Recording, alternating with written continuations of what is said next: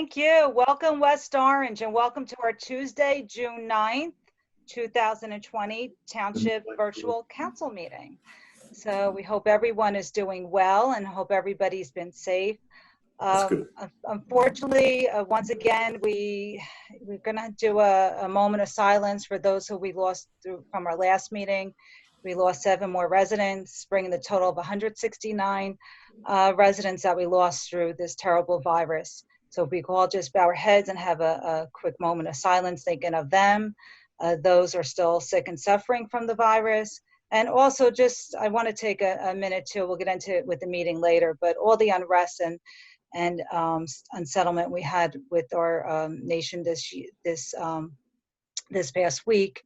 And we just want to take a moment to think of all those as well.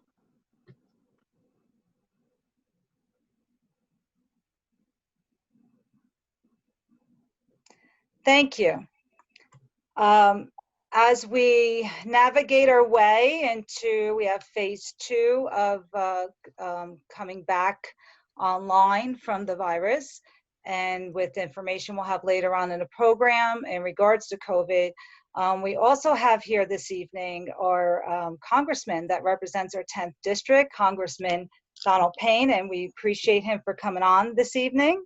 Excuse me, just 1 minute, Council Sure. President. I have to read the opening statement. Oh, I'm sorry. That's okay. Madam Clerk. That's okay. This is to inform the general public that this meeting is being held in compliance with Section 5 of the Open Public Meetings Act, Chapter 231, Public Law 1975. The annual notice was emailed to the Star Ledger and filed in the Township Clerk's office on October 31st, 2019, and published in the West Orange Chronicle on November 7th, 2019. Councilman Guarino? Present.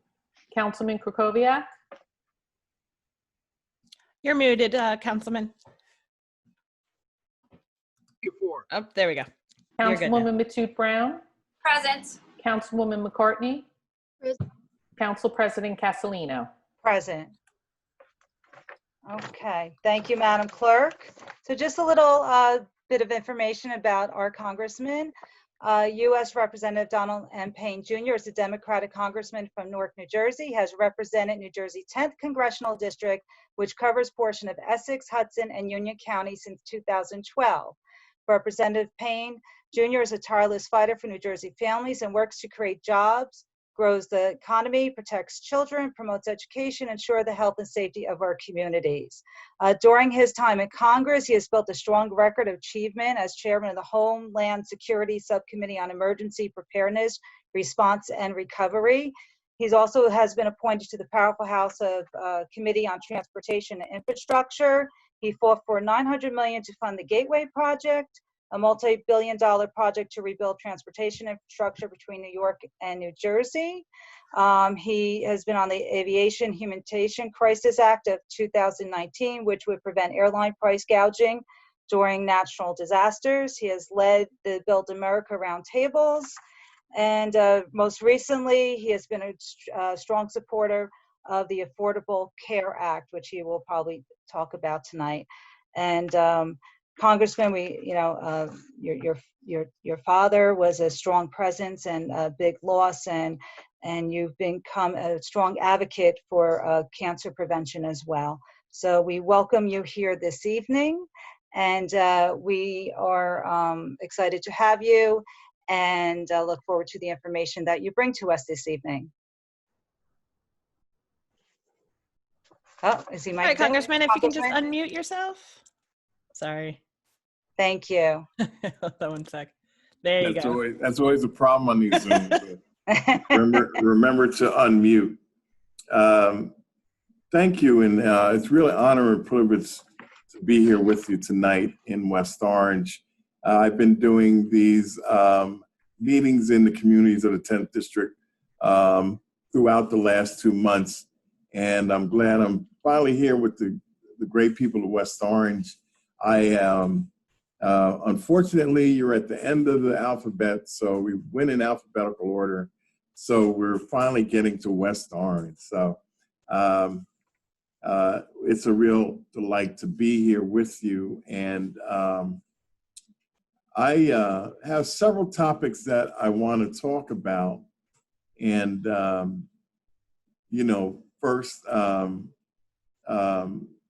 with reference to the unrest in the country, we have a great chore before us in finally dealing with some of these issues that have plagued this nation throughout its history. I never thought that I would watch a human being murdered in front of me. And it took me a week or so to even get my emotional thoughts together, as opposed to my thoughts as a leader for the 10th district. We're going to have some hard conversations in this country, and it's going to be difficult because they're uncomfortable. But in order for us to form a more perfect union, we're going to have to go through it. So I want to commend the protest in West Orange that was peaceful, and commend the residents of West Orange for exercising their First Amendment right, but in the proper way, in a peaceful manner. And West Orange is a true example for communities all around this country, as was Newark and Camden and all the communities that held peaceful rallies in terms of this issue. I really commend. And I've been in Washington. Actually, I wasn't here over the weekend to participate in any of them. We were trying to get some of these pieces of legislation ready over the weekend to be rolled out yesterday. So I was still here in Washington over the weekend, but I'm glad to be with you now. So first, the coronavirus has brought, really a economic and public epidemic to this nation, and really it basically brought the nation to a standstill. Just when it felt like, life was slowly returning to New Jersey. The incident that I just referenced, the murder of George Floyd, opened deep wounds in this country. But I'm proud of how we in the 10th district, as I stated, have represented peaceful protests. The residents of West Orange exercised their right to protest in a peaceful and powerful way last weekend. We've shown the country and the world how to address social issues without violence. The founding fathers would be very proud of West Orange, and so am I. But let us not forget that coronavirus is still here. Essex County has more than 18,000 cases and more than 1,700 deaths, the most in the state. West Orange is around 1,200 cases and 160 residents have died. I know St. Barnabas and other hospitals around the area are still trying to handle these cases. That's why we need to test and contact trace this diseases on mass scale. We need to understand how many people have it and learn exactly how it spreads. Then we can start to feel secure and reopen without reservations. In Congress, we have passed in the last 2 weeks the HEROES Act to help Americans survive this global pandemic. The HEROES Act is a $3 trillion coronavirus aid package that includes $875 billion for the state of New Jersey. If that bill becomes law, West Orange would get $15 million this year and another $7.9 million next year to help fray the costs during the coronavirus issue. Also, the bill would provide another $1,200 payment to middle and low income Americans and a $6,000 minimum payment to American families. And it includes $75 billion to increase testing for COVID-19. I'm proud that it contains $200 billion to give to our essential workers for hazard pay. I'm a strong supporter of this action and wrote a bill to give federal workers this help before the HEROES Act was voted on. Our essential workers have been on the job daily during this crisis, and we need to acknowledge it. We need to reward them for that. Another concern for me has always been our small businesses. We have, up to this point, we've provided $659 billion to create and support the very popular Payroll Protection Program. It was a fund to help small businesses pay their employees through this crisis. But small business owners had concerns about paying back those loans. So we passed the Paycheck Protection Program Flexibility Act to give small businesses more leeway in how they use the stimulus money. It also allowed people that kept their workers on payroll during this time for it to turn from a loan into a grant. So I was pleased to see the president sign it into law. The larger issue with the program is that too much of that money went to businesses that did not need it. Businesses like one of my favorite places to go, Ruth Chris Steakhouse, and the Shake Shack, and the LA Lakers got millions of dollars, while local stores could not get a dime. Emergency aid must go to stores and shops that need it, like the ones on Main Street and Northfield Avenue. We added several fixes to the programs in the HEROES Act to make sure that these small businesses and startup shops get access to that fund. Also, our Stimulus Aid Oversight Committee asked large corporations to return the money or justify why they needed it. The money that comes back will be redistributed to community-based lenders as well as small banks and credit unions.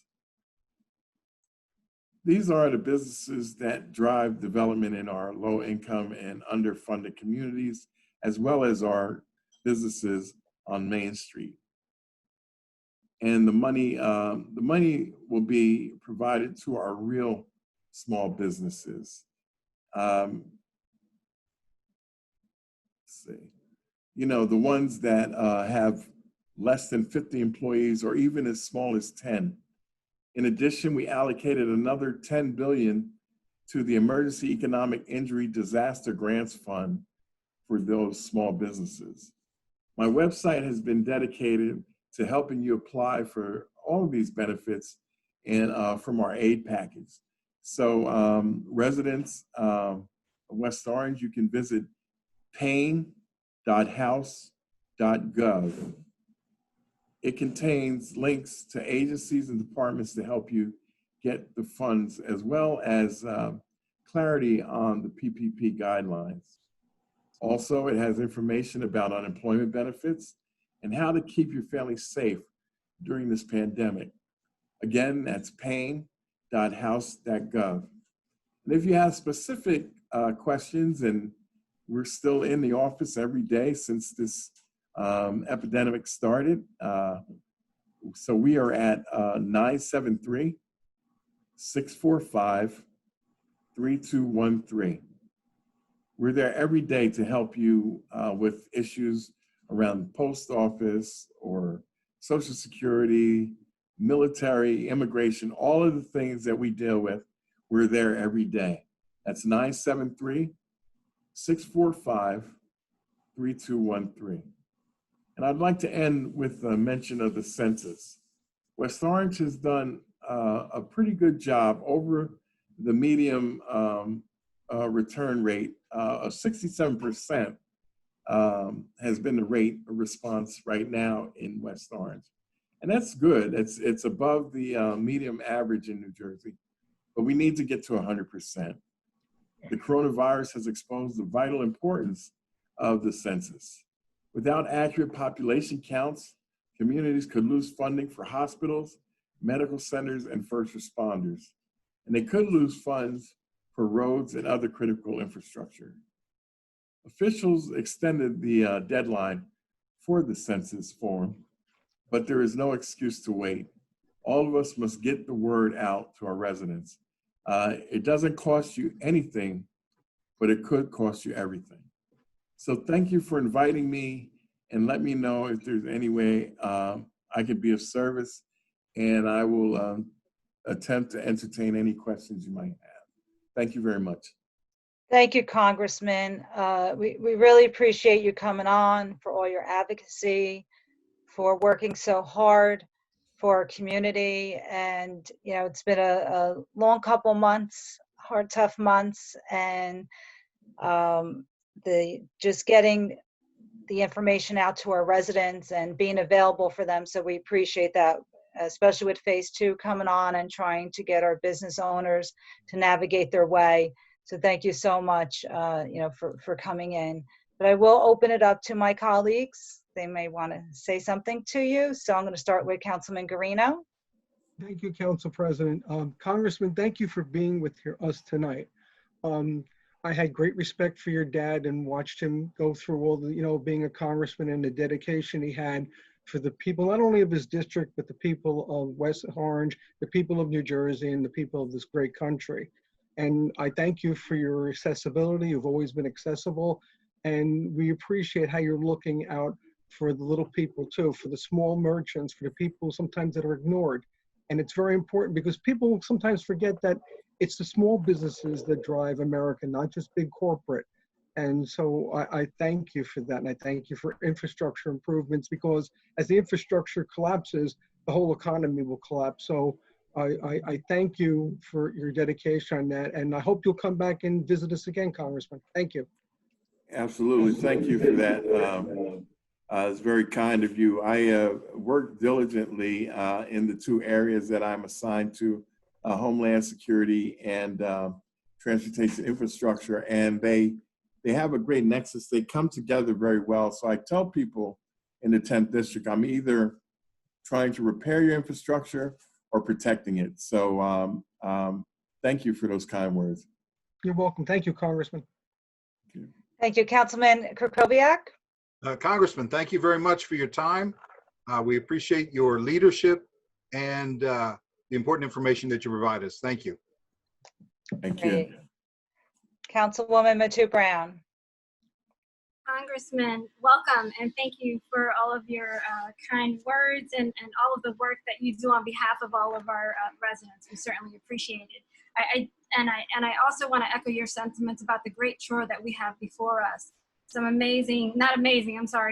devastating wounds have in fact been opened, and for better or for worse, we're dealing with it. And in our town, I just want to let you know that I couldn't be prouder of our youth, because within a week's time, we had some of our high school students get together, organize themselves into what is now known as the West Orange Youth Caucus, and they organized a tremendous, peaceful demonstration with powerful speakers who told their truth and are holding us accountable to some of their petition demands that we look forward to discussing as a council and hoping to move us all forward in the right direction. Yes, it is uncomfortable.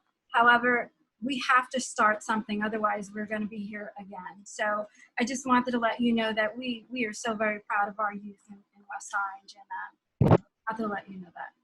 Thank you. Yes, thank you very much. It was really, really rewarding to watch what transpired in West Orange over the weekend, and young people and everyone coming together.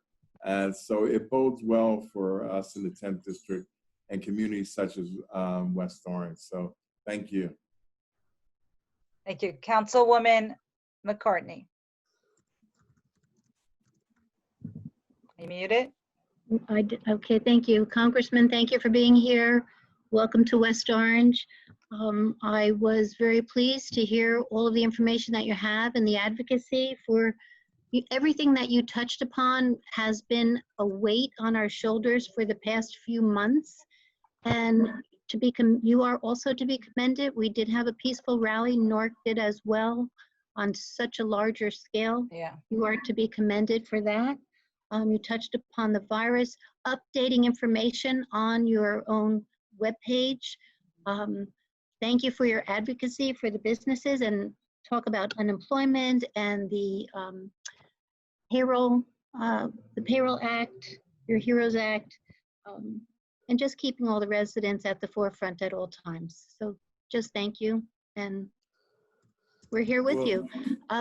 When you were mentioning before, you made me think of that that saying about when you hear something, you learn about it, but when you see something, as you said, so now the whole world has seen that video, and now we know we can't forget. We'll always remember, and now it is time to act. So please share any information with us that will help us move in that direction. Thank you. Absolutely, I'm at your disposal. I've been given a fortunate position, and the people of West Orange have elected me, and I am just humbled and honored to be your representative. I am your voice in Washington, so I really hope that people in West Orange would send me letters, email, phone calls, because it's the only way that I am able to go to Washington and articulate the issues that are important to you. If I don't hear from you, then I cannot speak for you. I am your voice on the floor of the House of Representatives. So please, if you think I'm doing well, I mean, you can say, Payne, that was a terrible vote you took, or Payne, this is what I want you to do. And, it's all information that allows me to go to Washington and articulate the issues that are important to the 10th District and to my West Orange residents. So thank you. Thank you. Thank you so much, Congressman. Again, just touching a little bit on your bio before we started. You've been a very hard advocate for us and a strong worker. And with these challenging times, we really do appreciate someone of your dedication in the office that you hold. So thank you very much for all your time and dedication. Thank you. I'm just sorry, just one other point. I just want to say that, West Orange holds a very dear place in my heart. When you're a boy from Newark, you're a boy of East Orange, West Orange, Livingston. Your Essex County is a part of your life. So I've had many dear friends in West Orange. I've spent a lot of time there, and just a community that is vibrant, a great place to live, and just a wonderful community. So I'm really, really honored to represent you in Congress. And my father, and I followed his tradition. He was very, very protective of Edison's museum down there on Main Street. And in fact, he fought one time when they redistricted him and took the site out. He fought to get it back in his district. So we still have the Edison Museum in our district. So I'm very delighted to be a part of that community. Thank you. Thank you so much. Thank you. And hopefully we'll get to visit the museum sometime in the near future. So we look forward to when we start opening up, but safely. So with this, Congressman, you will either move as an attendee to the section of the meeting, or the moderator could drop you off the call. But again, thank you so much for your time this evening. We really do appreciate it. Thank you for having me. God bless you. Absolutely. You too. Okay, Congressman, I'm just going to move you over to an attendee, and you can leave the meeting at your leisure. Thank you very much. Thank you.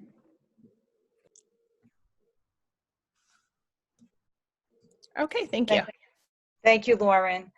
So a few weeks ago, this was not planned intentionally, but Claire G. Giles had reached out to us, and she's with Moms Who Demand Action. And June is Gun Violence Awareness Month. And each year we have past few years, we've had a proclamation, and Councilman Guarino wanted to present that to Claire. So I'm going to turn over this presentation to him. Councilman. Thank you, Council President. Thank you, and good evening to everyone. Thank you for being at our council meeting, and I appreciate and I'm honored to do this proclamation.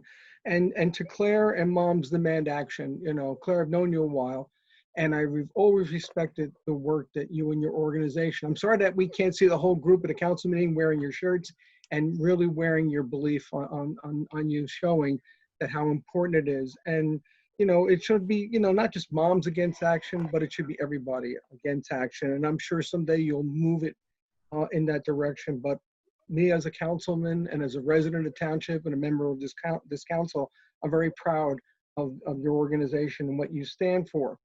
So if further ado, I'd like to read the proclamation. Whereas every day, 100 Americans are killed by gun violence, and on average, there are 13,000 gun homicides every year. And whereas Americans are 25 times more likely to be killed with guns than people in other high-income countries, and whereas protecting public safety in the communities they serve is the mayor's highest responsibility, as it is the council's.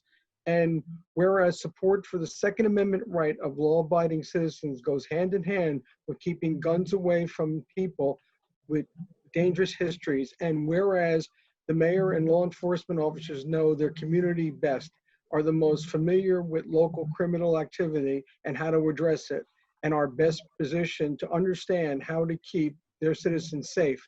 And whereas in January 2013, Hidayah Pendleton, a teenager who marched in President Obama's second inaugural parade and was tragically shot and killed just weeks later, should now be celebrating her 22nd birthday.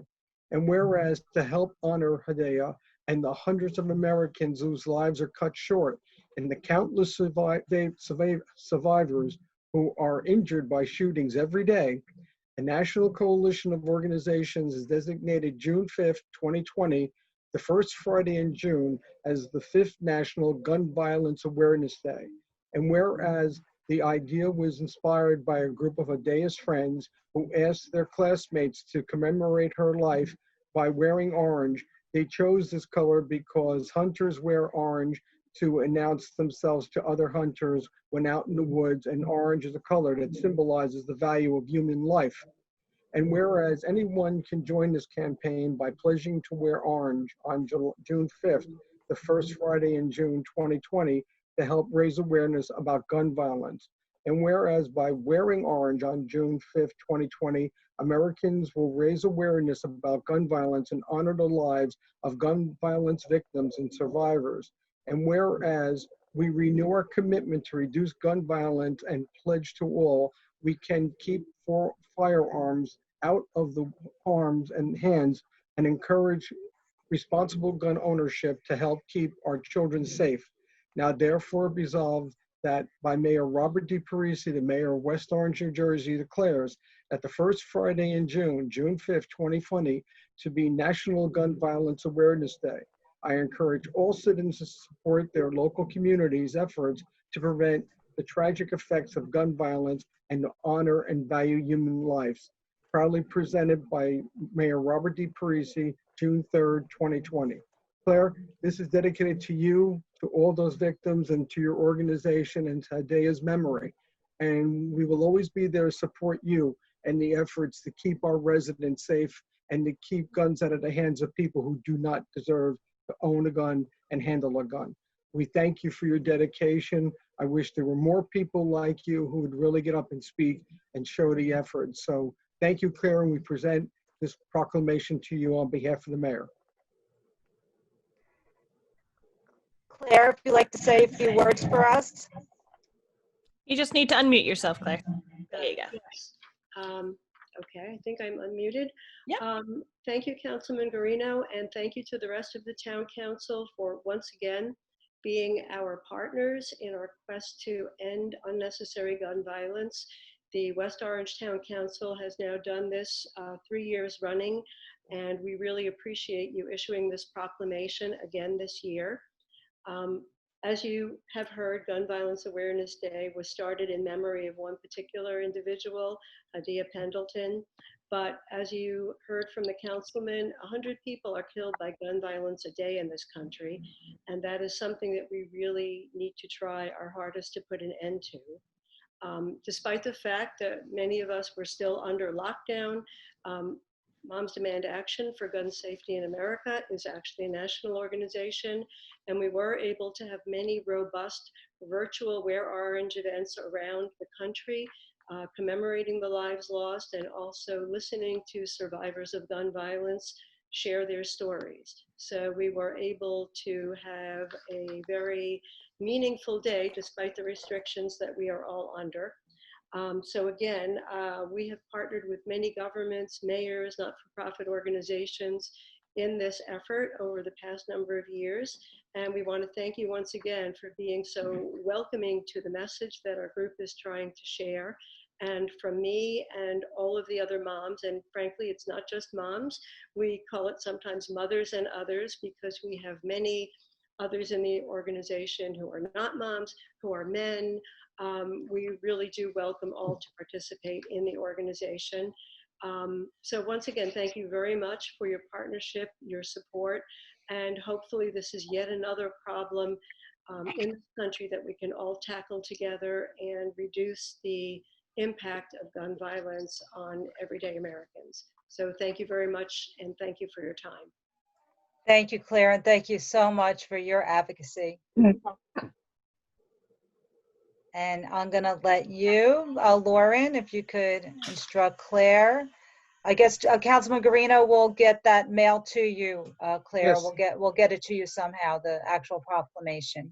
That would be great. Thank you. And thank you for coming on tonight virtually. We know it's not easy and it's very time consuming come in the room, but thank you so much. Oh, you're welcome, and thank you for allowing me to speak. Absolutely, absolutely. Okay, Claire, I'm going to change your role to an attendee, and you're welcome to stay in the meeting if you'd like. Also, check your email. I'm going to send you some pictures that you had requested. Oh, fabulous. Thank you. No problem. Great. Thank you. Okay, so next on the agenda this evening,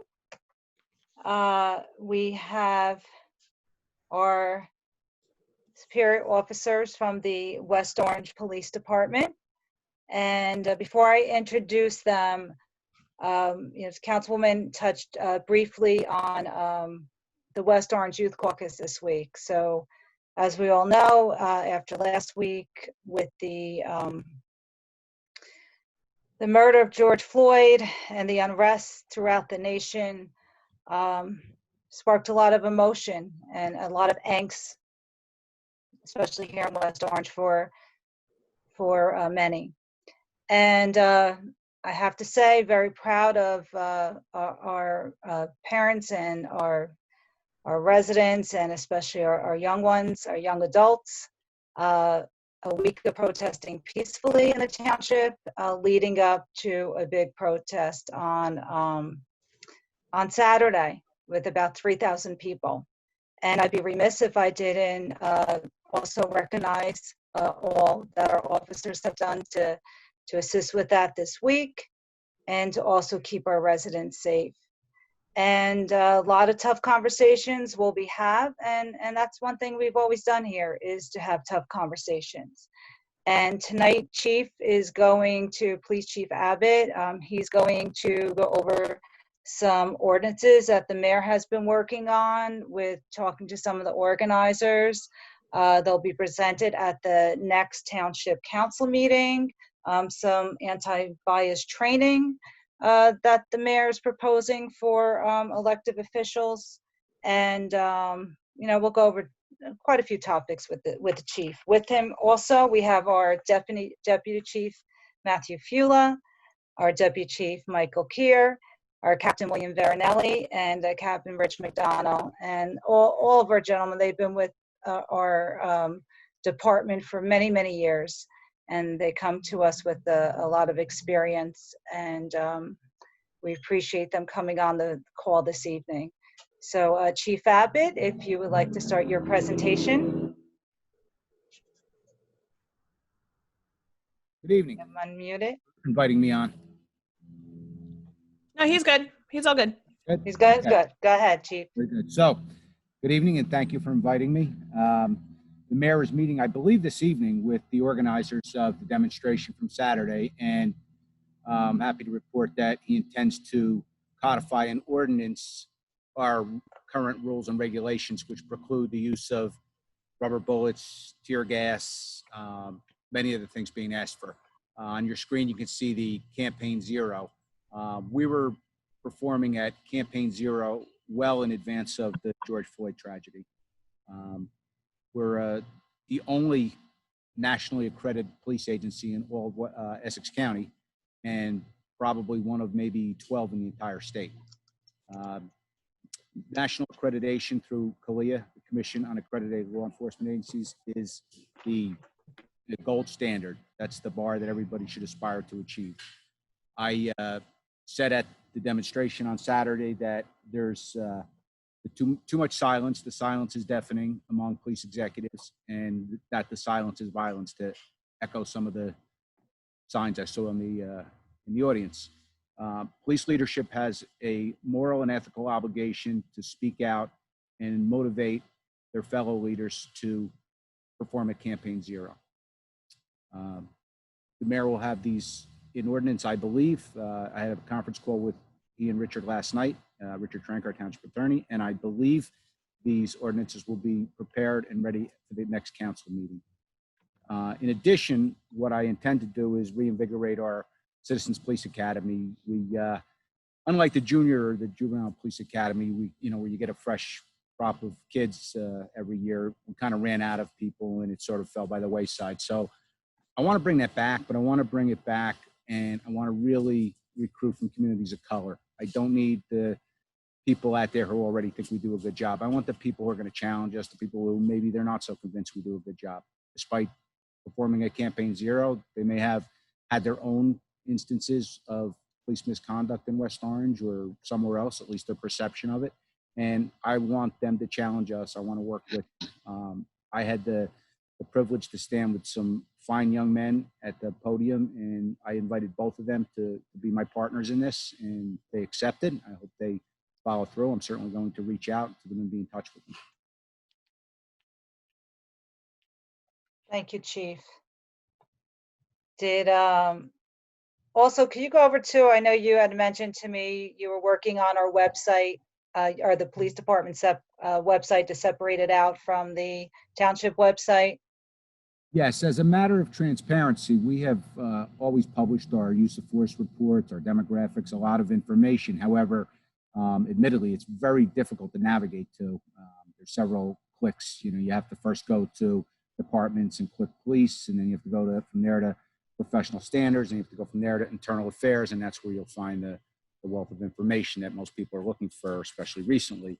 So we've been kind of in the planning stages of this for a while, and like everything else with COVID, things get derailed, but we're going to establish our own social media accounts so that if somebody clicks on police while they're on the township website, it will take them right to our pages, so these things aren't so difficult to find.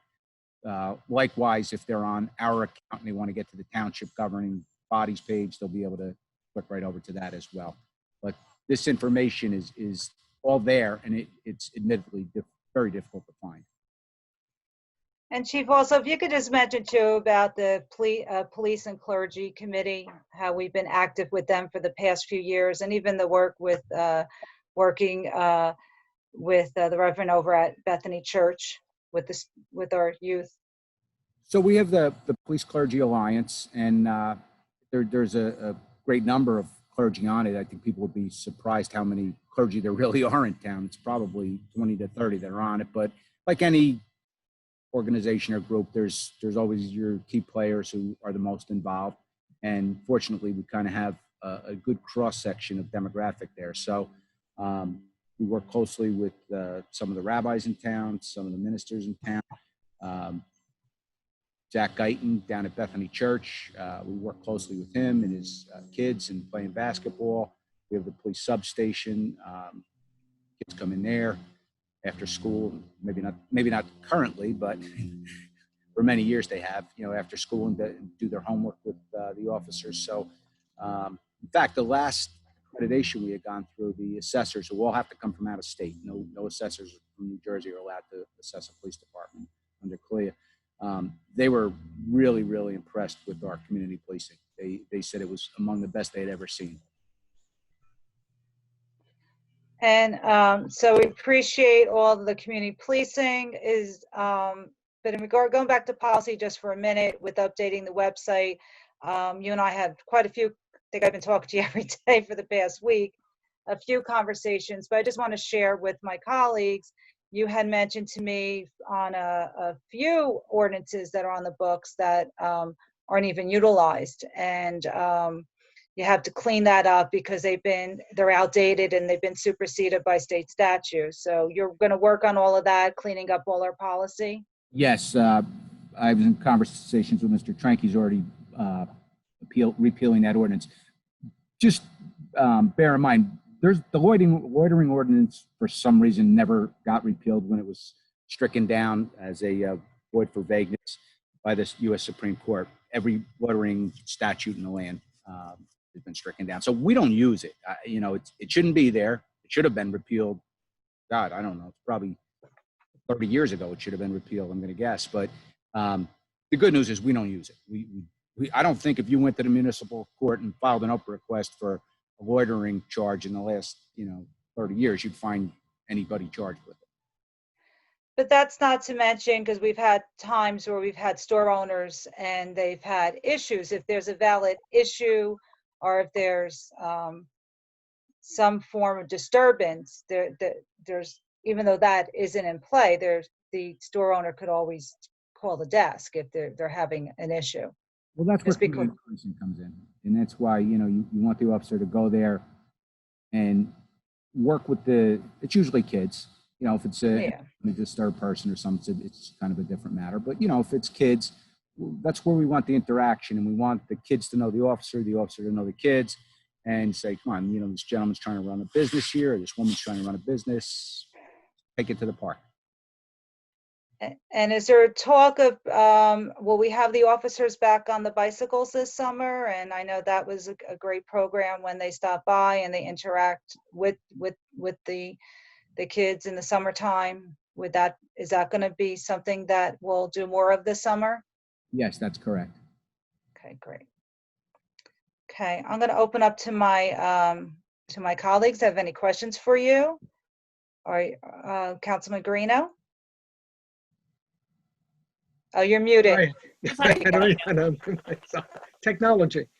Chief, thank you and the rest of the superior officers for being here tonight and really doing the efforts to, maintaining our police department's high standards and letting our community know that we've been ahead of the thing and that we'll always stay ahead, and West Orange will set the examples, not follow the examples. So I thank you and the officers of the West Orange Police Department for that.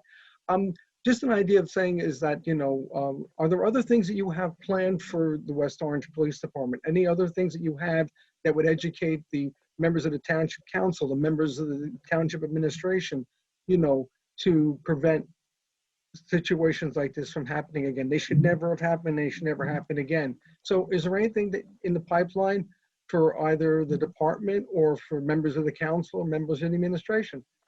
Well, I would certainly invite all members of the council to attend the police academy once we get it up and running. We're going to have a little delay here. I'd like to do it a little more expeditiously, but we're still not, completely out of the COVID restrictions. So, we're going to start to plan that, and I think it would be beneficial. Years ago, when we did it, we did have council members sit in on it. Okay.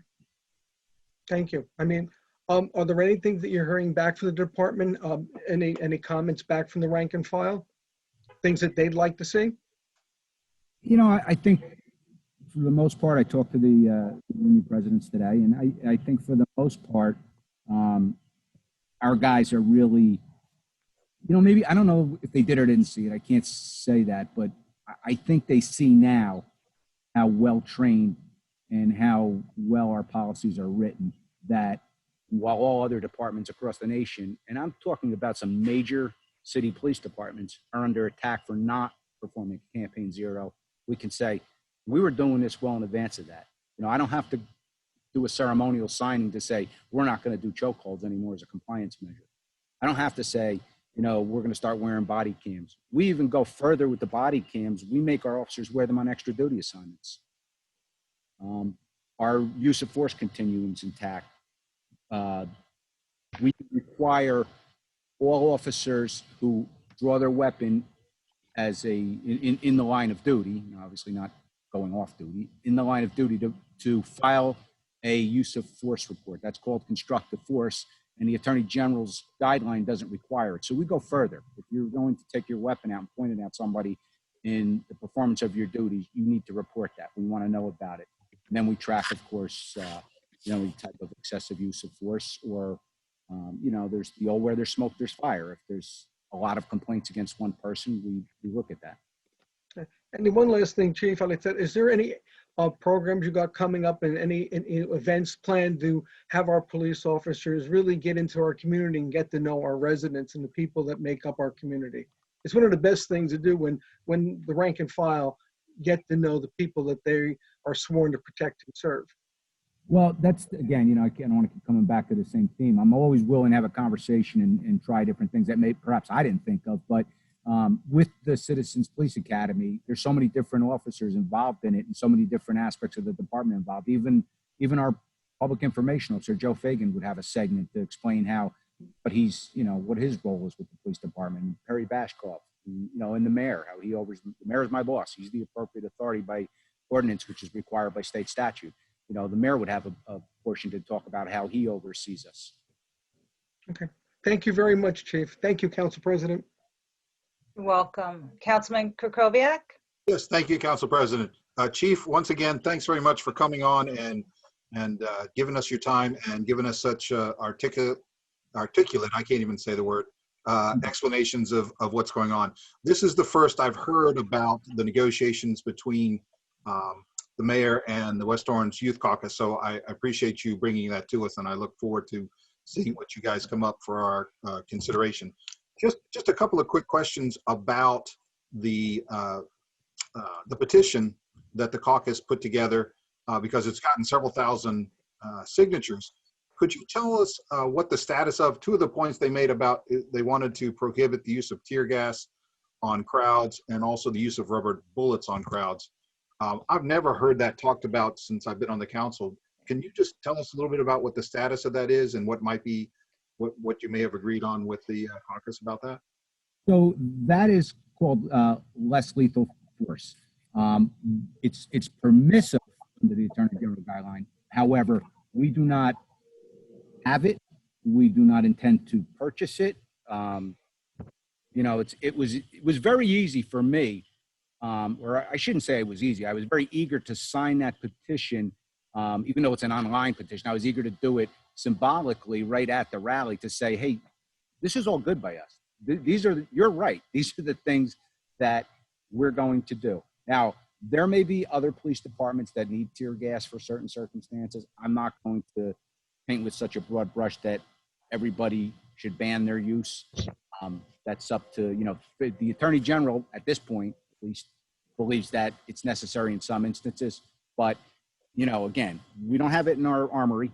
We don't have any intention on buying it. We've never had it at least as long as I've been chief, and I don't recall ever having it, in my 40-year career for use by officers. Yes, that's good. I just wanted to clarify that. On the issue of body cams, obviously we've had them for a few years, but it might be helpful to people to know how often the cam video is reviewed by the police department and how often it actually makes a difference in how you guys operate, because they're being used now. And yes, that's correct. They're being used. That's a great point, because I missed that. What we do is we take 10% of our officers each. We have a biweekly ComStat period where we go over all open cases, projects, policies, you name it. Every captain is there, and they have to cover everything that's going on in their division. So part of the internal affairs process, we look at 10 videos from our officers, and there has to be video. So we use the random drug screening randomizer to pick the names. But if that officer was on vacation and there's no video available, we go to the next name. We don't just pick 10 names. So we're looking at it all the time. What we usually find is oftentimes, a training issue, which we'll address. And, there's times which is good that you see a really positive interaction with an officer and a youth or an officer and a motorist. And, we like to let the officer know, hey, you got picked in the randomizer and we saw this video and you did a great job. So, that doesn't go unnoticed. I'll say that to guys passing in the hallway, and, I'll let them know when they didn't do things so well either. And I think that, when they hear it from me, not because I'm me, but because I'm the police chief, I think it really sets a tone that, wow, people are really paying attention and looking at this. Just one more question. There was also a request in the petition for the creation of an independent civilian review board. And that was probably the most substantial in terms of the number of words used in each of the provisions of the petition. But is that something that is under consideration at this point? So that the mayor was going to speak to the group about, I believe it's this evening he was meeting with them. There is a provision in the Attorney General's guideline that came into effect April 1st. However, I don't think anybody in the state's doing it because April 1st, as you know, is when the pandemic hit. So everything kind of fell by the wayside. But there is a provision to allow for some level of police oversight. It's not what most cops or civilians would probably think of in terms of a civilian review board. They don't have the authority to overrule the police chief as far as discipline. They don't impose discipline. However, they do have the ability to look at certain things. And I think that, if done properly, could be a constructive tool to gain the confidence of the citizens of West Orange. Yeah, I think that's one of the issues is to increase the confidence, and more transparency like that would probably be very helpful. So I appreciate it. I won't take any more of your time. It's been very helpful. Thank you. I'm here all night if you need me. But performing a campaign zero and yet having countless people email me or speak at the rally demanding that we do shows that there's a need for greater communication and greater transparency. I agree. Especially the young people. I have so much respect for them to come out and do the things they did and said the things they say. They can then go to other towns, let's say starting in Essex County and go more broadly based from there and say, you should be operating like the West Orange Police Department operates. Yep. Thank you. Thank you, Councilman. Councilwoman Matu Brown. Thank you, Council President. Chief, I know we've spoken often in the last couple of weeks, and I just want to also thank you for your prompt responsiveness and very detailed responsiveness, not just to the council, but also to our residents as you copy us on all of your emails. And that is certainly very appreciated and certainly very needed, because we don't know what we have because we don't know what to ask for. But making all of that available, and I look forward to the independent website for the department because it is so cumbersome. Our website in total is completely cumbersome. So I do appreciate that. One of the things I did want you to, if you can discuss the difference between having these directives that we already have and implementing an ordinance for them. Can you just inform the public what the difference is? Some people have asked, well, if we're already doing it, what's the need for the ordinance? I guess arguably it's symbolic, but this is a time in our world right here, in the United States, that these things, even if symbolic, are necessary. Again, if people are unaware that these are my policies, they might be more aware if they see the governing body of West Orange on a television camera voting these into ordinance. I'm not only not opposed to it, I think it's time. I think it's a good measure. It probably wouldn't have any real impact on an officer who violated the rule or regulation or the ordinance, other than I suppose he could be charged under the ordinance as well, he or she, notwithstanding, the the disciplinary process is the disciplinary process, and it has teeth, and we use it. And you know, I don't use it haphazardly, and we've really never been reversed on appeal when we have used it.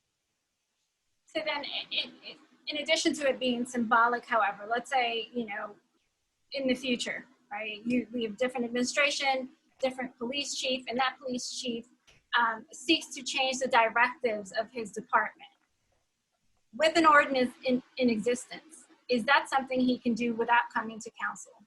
Or does he have to come to council to repeal the ordinance in order to implement different directives? Well, I was absent from law school all 4 years, so, or 3 years, so I probably would defer to Richard. Okay. Yeah, I think I could just implement a policy that was contrary to standing township ordinance. I can speak to it briefly. Can you hear me? Thank you, Ken. Yes. Yes. Look, I mean, as a practical matter, the chief law enforcement officer in each county is the county prosecutor, and they have supervisory powers over the local police departments, and they're all covered by the attorney general. The attorney general guidelines provide a lot of the parameters under which the police departments operate, and state statutes as well. I mean, personally, and as a lawyer, I don't think that the ordinance is perhaps necessary, but it may be helpful in some respects. But I think by and large, it's not going to really change the way the operation proceeds. And I think depending on how the ordinance is written, but I think the police chief should be able to make additions and subtractions from directives without having to go to council. We can talk about that. I certainly do want to talk about that, because while I agree that this is something that we need, we also need effective change, right? Not just symbolic change. So I think that we do have to continue that discussion. And I appreciate that information, Ken. And for those who don't know, Ken Kaiser is one of our township attorneys. The other thing I wanted to ask, I know that Tony Pure from the NAACP chapters of Oranges and Maplewood have been in communication, and we've shared some information with respect to the demographics and planning for recruitment. I am a little concerned if we implement a plan for recruitment, but we're not competitive for recruitment. So I also want us to have, as we move forward, to have that in mind, to keep that in mind, because all well intended, a recruitment plan is going to be insignificant if we are not competitive. And by not competitive, our police department still does not have a contract. By not competitive, the administration's desire to not provide retiree health benefits. So I say this to share with my council colleagues that, you know, I don't want to not understand the parameters of moving forward. I think I know that we absolutely need to recruit officers that represent the diversity of our community, but I also want to be realistic about what that looks like and have those conversations, because, you know, as with any other position, you're going to go where the offers are more attractive. So I just wanted to put that out there so that we are all informed about moving forward with the realistic possibility of not being able to implement an effective policy when we are not competitive. The other thing, Chief, I wanted to ask you, and I know this may be just, you know, something in addition to building community relations. And I have a neighbor who's an artist, and she is always I forgot the name of the town. I want to say Dover, where they have this huge national night out for police. We don't do that here, but we used to. Is that something we can revisit? I think it's really important that we see our, you know, and this is a national night out, right? So that just brings everyone out. I know that there's coffee at Dunkin' Donuts with cops. I have never been able to make it simply because of my schedule. But, you know, having a national night out would, you know, really bring our community together and interact on a very relaxful and social way with our officers. So I'd also like to have that discussion. But I look forward to looking at the ordinances and continued discussions about the implicit bias training for the township? And as a follow-up to that, actually, I just reminded myself that that was another question. When our officers undergo the training, because they do, how often is it? How long? And what is there any follow-up? What are the interventions in place thereafter? So this is why I asked Rich McDonald, who handles our training division, and Will Varinelli, who handles internal affairs, to be on this call with us. And I'm going to defer to them and let them tell you exactly what the syllabus and the curriculum contain and what the follow-up measures are as it relates to anybody who is deemed to be excessive force, et cetera.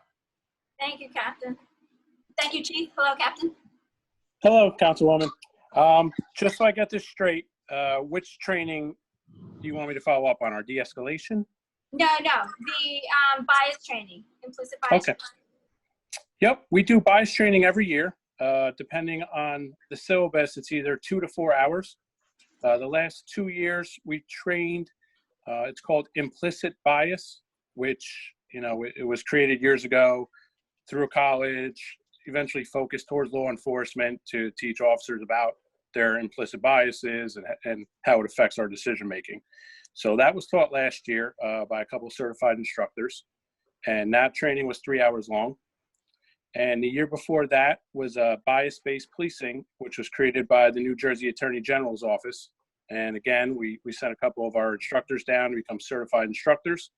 They came back. That was a 4-hour training block given to all sworn members, of course. And since I've been here, we've been trained in racial profiling, bias-based policing, some kind of training every single year. So that was based on our accreditation standards as well as, state of New Jersey offering that. But we've been doing it for the last 2 decades. And as of now, we try to use a different block every year to expose our officers to different points of view. Okay. I appreciate that. Thank you, Captain. Yep. Council Okay, President, I am through with my questions. Thank you very much for your patience. No, absolutely. You were thorough as usual, Councilwoman. Councilwoman McCartney. Thank you, Council President. Good evening, Chief, gentlemen, good evening. Chief, right after the rally on Saturday, I too reached out to the organizers because I was so impressed the way they controlled everything, the way they spoke, just to commend them and to introduce myself and to open the lines of communication. The conversation was pretty intense. There are quite a few demands. What I'm really pleased to hear you talk about is redesigning the website. You just, even in this short conversation we just had, you brought up things that the community may not be aware of. We have been meeting as the Police and Clergy Alliance for many years. Looking at Richie McDonald, I think of Operation Hope and how that was also put in place. So just redesigning the website, I just think will help the entire community and bring so much to light. One of the things we did talk about on the phone was the bike patrol and engaging the community. I know that the attempt was made with Coffee with the Cop. I know I use the police officers if they show up at my school for show and tell, so I'm always trying to engage students. So looking at the Citizens Police Academy, I think that should be reinstated. I would be happy to participate in that. Every year attending the Junior Academy, we have seen how that has grown over the years. It's so successful and so well received by the students and parents. And just when we put our heads together, even just last week putting together, thank you Councilwoman Castellino, about putting together a task force for our businesses. Just by brainstorming, here were everyone on this call, other department heads have been helpful to actually implement strategies to help businesses. And I feel putting our heads together again will do just the same with the Black Lives Matter movement. I just think that it would be helpful for our entire community. And thank you for sharing your emails with us. You have been so receptive and respectful in every single one. And I think we worked toward, did I mention the bike patrol? I just think that was one of the things that the organizers and I talked about. And I look forward to hearing more of their ideas and things that the council can help put in place. Thank you. Thank you, Councilwoman. You know, common themes I'm hearing from my colleagues and from the chief and from the students the other day rather.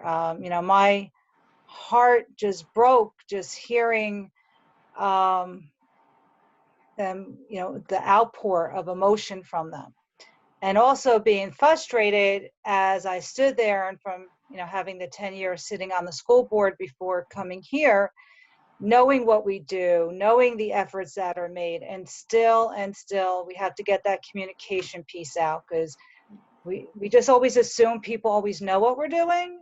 And now, you know, we have a new generation that has moved forward. We have a lot new residents in the township that have just recently moved here. So I'm so glad we're going to get this website up and running, have these meetings, continue to build the bridges with the communication. But some of the things that we used to do, I think we need to bring back too. I mean, of course, money's everything, and if we hopefully grants are, you know, don't dry up. But the school resource officer program was great. You know, my older two are in their 30s now. When they were in middle school, everyone remembers and Officer Keith Holly, and what a great role model and inspirational figure he was at Edison Middle School, and teaching about drug use and gang violence, and just a wonderful role model. And our other officers that we had in such a crucial age at the middle school level. Again, that's funding, and we have to see where we could go with that. I know our school resource officer, who's up at the high school, he does a tremendous job. And again, we used to have 2 officers up there, so it'd be great if we had that wish list. But volunteering for the PAL with our football program, I know, you know, a lot of times, you know, it's about scheduling, and I do have some officers at time to time, but not as much as they used to years ago. So I think that's important, especially with their young football players, and also with the baseball program. So hopefully we could look at those as well. So a lot of great talks are ahead of us. A lot of great information. And again, I don't want to be remiss of all the work that has been done through the years with our officers, a lot of the community service. Lauren, if you could flip to the next slide. You know, this past month, and I reminded folks when there was so much anger out there in what had went on in Minnesota. And you know, just to remind people, the past month during COVID, on their days off, our officers were feeding our community and how they reach out. So, and people didn't know about that either. So we really have to get the communication out there. I know it's hard for them. I know it's hard for their families as well. These are challenging times, and we're going to get through them and work together, because we are stronger together. So Chief, I don't want you to hop off yet, because we have some other business I need you for. But I thank our hard work of our deputy chiefs, Fula and Kier, and our captains, Varinelli and McDonald. You gentlemen have always awesome, worked so hard for our community, and we appreciate that. So thank you. Chiefs, if you have anything else you want to wrap up with on this subject. Oh, you're muted.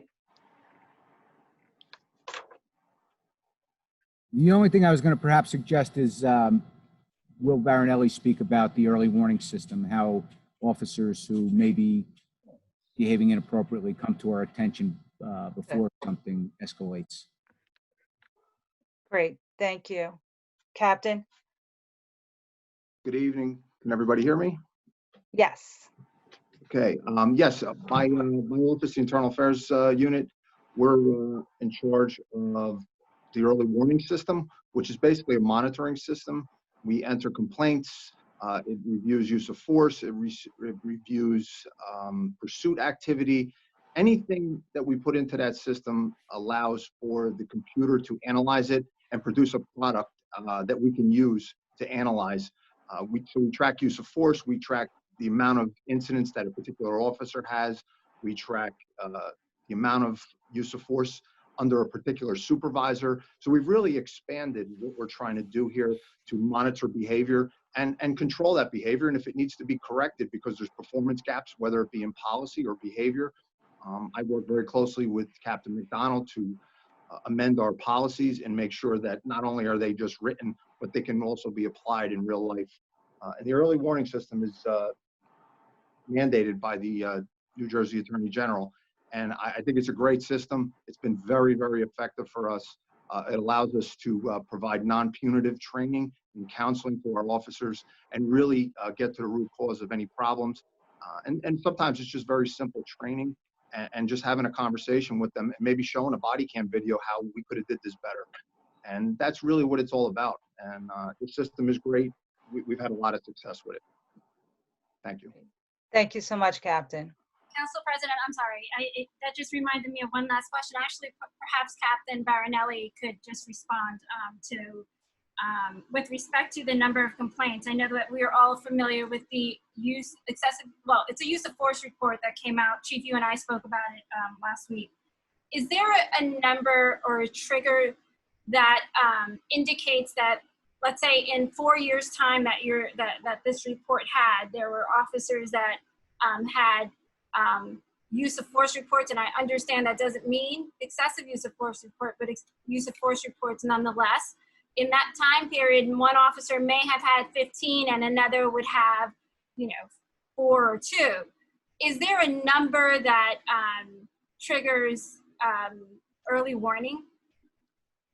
Yes, and the number changes depending on assignment. If you're in a patrol division, you're interacting with a lot more people. If you work in administration, the likelihood of you interacting and having complaints is extremely low. So yes, we do use a number, but we track it on a very smaller time scale. We use what the Attorney General has provided us as guidance for the early warning system. So we use that same system for use of force and motor vehicle pursuits because they are indicators of certain behaviors and they can lead to effectively correcting behavior before it becomes a major problem. So we track complaints within a 12-month period. And the computer system that we have will immediately alert us to say, I don't know the number I have it set at right now, but it's a 5 incident within a period of time. That'll automatically indicate to us, it'll send us an alert. At that point in time, we will go back, not only review the incidents itself, my investigators, we will review the command reviews that went up through the chain of command. We'll see if there's any policy issues that were involved. We'll also request that Captain McDonald provide some additional training, because sometimes these use of force incidents can be easily settled with de-escalation training or just verbal judo and just being able to communicate better or understanding the other person's needs. We have people in our community that have different issues. They're in crisis sometimes. So these are very difficult decisions for our officers to make. And we all want to do the best thing possible for everybody. So yeah, we do monitor it. It is in a shorter period of time. The alerts do come directly to me. I notify the chief and the deputy chiefs, and we come up with a plan to fix this. And if there's excessive force, that is a separate and distinct complaint. We investigate that fully with the county prosecutor. Thank you very much, Captain. Thank you, Council President. Thank you. Thank you. Thank you, Captain. Thank you. Okay. Thank you very much, gentlemen, again. We appreciate you for being on the call. And thank you so much for your service to our community. So our moderator, if you'd like to drop off the call, you can. Chief, I need you for a few more minutes. You have to put on your other hat now as staff operations director. Okay, so for the other gentleman, things are going to happen on your screen, and then you're going to be changed to an attendee. Thank you very much. Okay, great. So Councilwoman McCartney had touched lightly on that we had organized task meetings for the opening of our businesses for phase 2. We're looking forward to Monday, June 15th, where our restaurants could now move towards outside cafes. And the chief and our town officials have worked. Oh, can you hear me? I think I'm going offline a little Nope, bit. you're good. You're good. You're good. We're good. Okay, good. I know for those at home, I've been having little technical difficulties. So if I don't talk right away or I'm in slow motion, that is my FiOS service acting up. So I apologize for that in advance. But we look forward to outdoor dining for some establishment, and the chief or zoning officer or health director, Mr. Gross, Mr. Sayers, everyone, Mr. Trank, everybody was busy on this call last week. So certain restaurants will be applying for outdoor service. And Chief, you could touch base a little bit on how you've been helping to facilitate that for us this week with our zoning officer. Okay, so if a restaurant wants to have outside dining, they need to apply for a cafe permit with the township to have this outside dining. So the permit that's already, an application that's already in effect prior to COVID. So it's pretty simple and easy thing to do. The township has been gracious enough to waive all attendant fees, and Janice Gary Adams has been great with scheduling people to go out and do the inspections. Same with Chief Vecchio from the fire department for fire inspections if there's a tent involved. Lenny Lepore and Joe Pelosi are right on top of the barricades that we loan out to cordon off a outdoor dining area from vehicular and pedestrian traffic. The issue I'm having right now is some of the licensed establishments that sell liquor consumption, not sale, not packaged goods. They haven't put in through the system. There's a $75 fee with that goes to the state. I kind of can't believe they're charging that, but they are. We don't collect that. We have nothing to do with it. The issue that I see is that every licensed establishment in the state of New Jersey that wants to expand to an outdoor area to serve liquor, they're going to have to go through the same process. And I just have my own trepidations that it may overwhelm the system. Or maybe in Trenton, they just won't have the staff to process this. I really, really implore every every consumption licensee who wants to expand to outdoor dining to get this in. If you're having any difficulty with doing it, we'd be happy to have somebody sit with you, talk to you on the phone, walk you through it. We'll make it work one way or the other. But the point is, if time rolls around, the date rolls around, and it's time for outside dining, and you haven't done what you need to do, you're not going to be able to serve liquor outside. You can serve food. We can approve that locally, and we'll jump through hoops and rings to get it as fast as we can to you and make it work. But the liquor part of it's out of our hands. And with some of our businesses on the 22nd, some of our exercise facilities, we have offered them a permit situation to utilize one of our parks. And Chief, you could address that too, that they could offer outdoor classes. Right.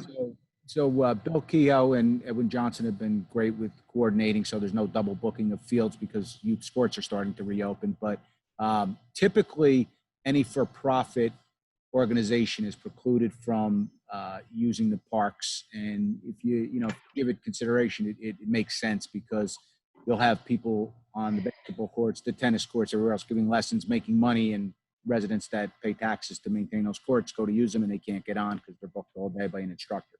So this is a different time. So we're allowing, not so much for the tennis courts or the basketball courts, but at least for the open space areas, outdoor exercise by gyms, yoga instructors, maybe self-defense instructors, things like that. They just need to apply through the town. The recreation department will process it, and we'd be happy. They have to give an indemnification letter from their insurance carrier that they indemnify the town. It's a very simple process. And these for our existing brick and mortar stores. So if you have a storefront, you have a brick and mortar establishment, you're able, and you can't get in your studio or your exercise facility, we're going to enable you to have this option. So we're trying to get creative. The whole idea of the call and to bring the task force together is to get creative ideas to offer our business owners to get them up and running. So we'll continue to do so. I spoke with Mr. Keogh this afternoon. Unfortunately, when the governor makes an announcement about an opening, the information takes a few days later to come out with the details. So right now, we do know that the town pool, and if you look at that beautiful picture, and that inviting picture on the screen, the town pool will be open for business on June 22nd. Mr. Keogh and Mr. Johnson will get emails out and information out at a future date in regards to what that will look like. Right now, they're waiting for the guidelines to come out. So they're going to be working on spacing and safety issues. So they will get that information to you. But Mr. Keogh wanted me to pass along that he is in need of lifeguards. So please look on the township website if you're interested in becoming a lifeguard this summer at the township pool. Also, we're excited to hear that the youth sports will be opening up. And again, we don't know exactly what that looks like yet. That's also guidelines that will be coming out. So at the next meeting, Mr. Keogh, Mr. Johnson will be here to go over to see what our summer will look like for our residents, for youth and for our adults. We are happy that our senior programs are working on yoga. Gardening had already opened up.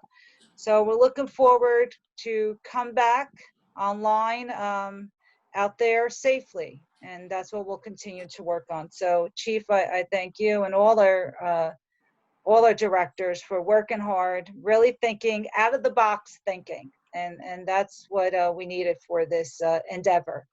So we appreciate that, and we look forward to continuing the work. And also, there are store owners that are in need of, I'm not sure I have the slide there for the PPE still. There's some supplies, and if we could drop that off, if anybody has extra gloves and hand sanitizer and face masks. You know, we have our beauty salons opening up on the 22nd.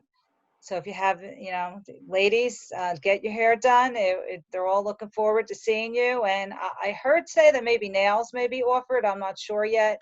Again, the information is coming out sporadically, and we'll get that out to you. We'll work with Mr. Fagan and get it out to the public. But they are in need because everybody is ordering supplies. So if you have any extras, I know they've been collecting at the West Orange Fire Department Station number 5. So please drop off. Our business owners, some of them are in desperate need of supplies.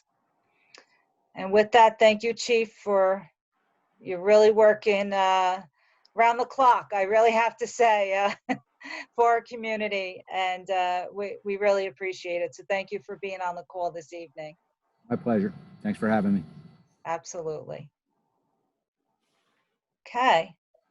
So with all that, we're going to move to the next part of our program, which is Mr. Sayers. Any updates on redevelopment? The updates I have are the total amount of units that have been leased in downtown is 212 units have been leased out as of when I spoke to Mr. Diaz today. There is nothing, again, on any sale of that property. And phase 2, as far as I know, and I think Susan could even probably answer this better than I can, they still haven't been before the board to finish up their changes for phase 2 yet. Okay. Do any of my colleagues have any questions for Mr. Sayers on redevelopment? I'm sorry, Councilman Guarino? No, not at this time, Council President. Thank you. Councilman Krokoviac? You have to unmute yourself, Councilman. There you go. Sorry about that. I'll answer Councilman Guarino's question because I think it's a good one. Is there anything new about the commercial space? Anything new about leasing in the commercial space?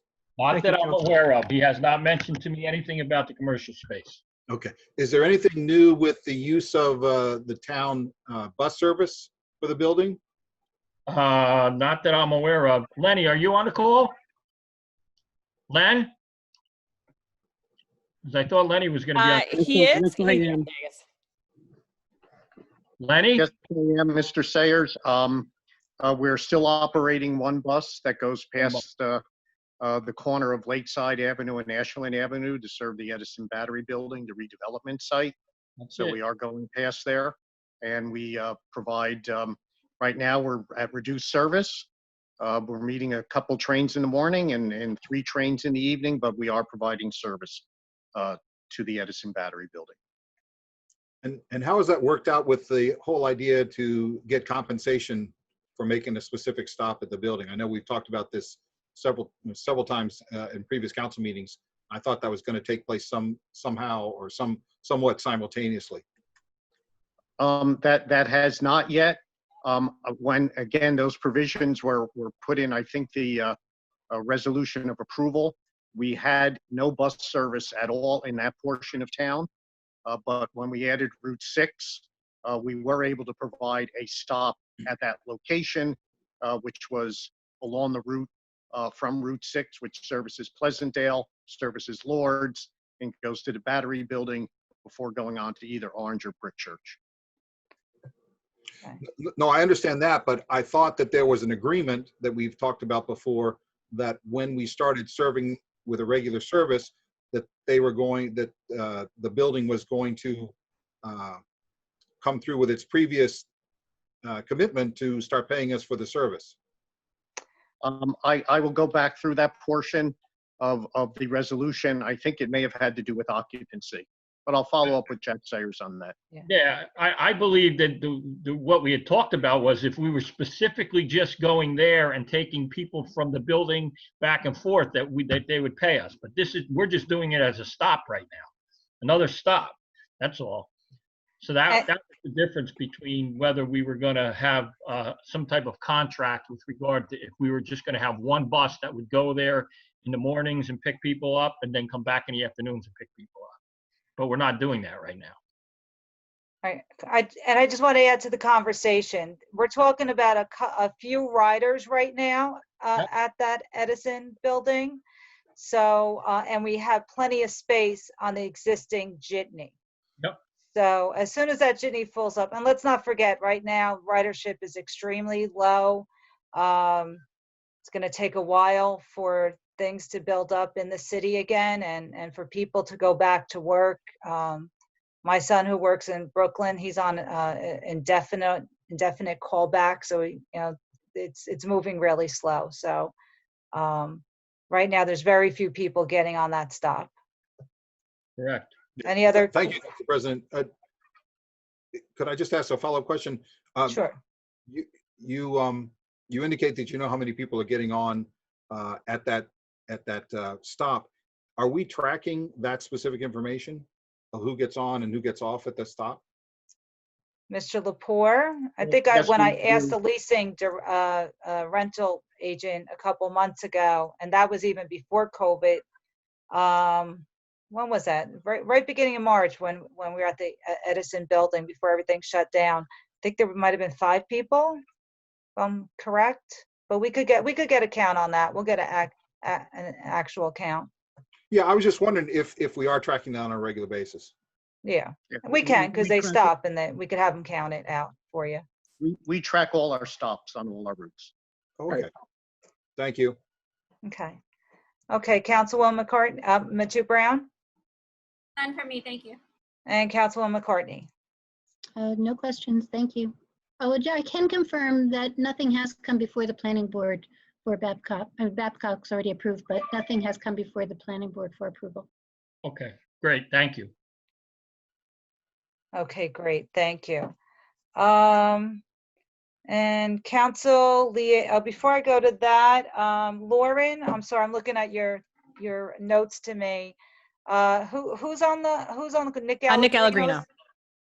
Yeah, if he has any COVID updates that he could add to the conversation, wants to come on and state them, he could jump right on. That's fine. Nick? And if he doesn't, that's fine too. Just got to unmute yourself. Okay. Or there you go. You turned off your camera, just to let you know. There we go. No, I just wanted to keep everybody in the loop moving forward. Real quick, this is Nick Allegrino, our operations manager at OEM. Welcome, Nick. Thank you, Council President. We're still moving along with COVID, still alive and well. We are seeing a trend in the number of cases going down and the number of tests going up, which is good. That ratio is pretty skewed a little bit. I really haven't sat down to do those statistics yet.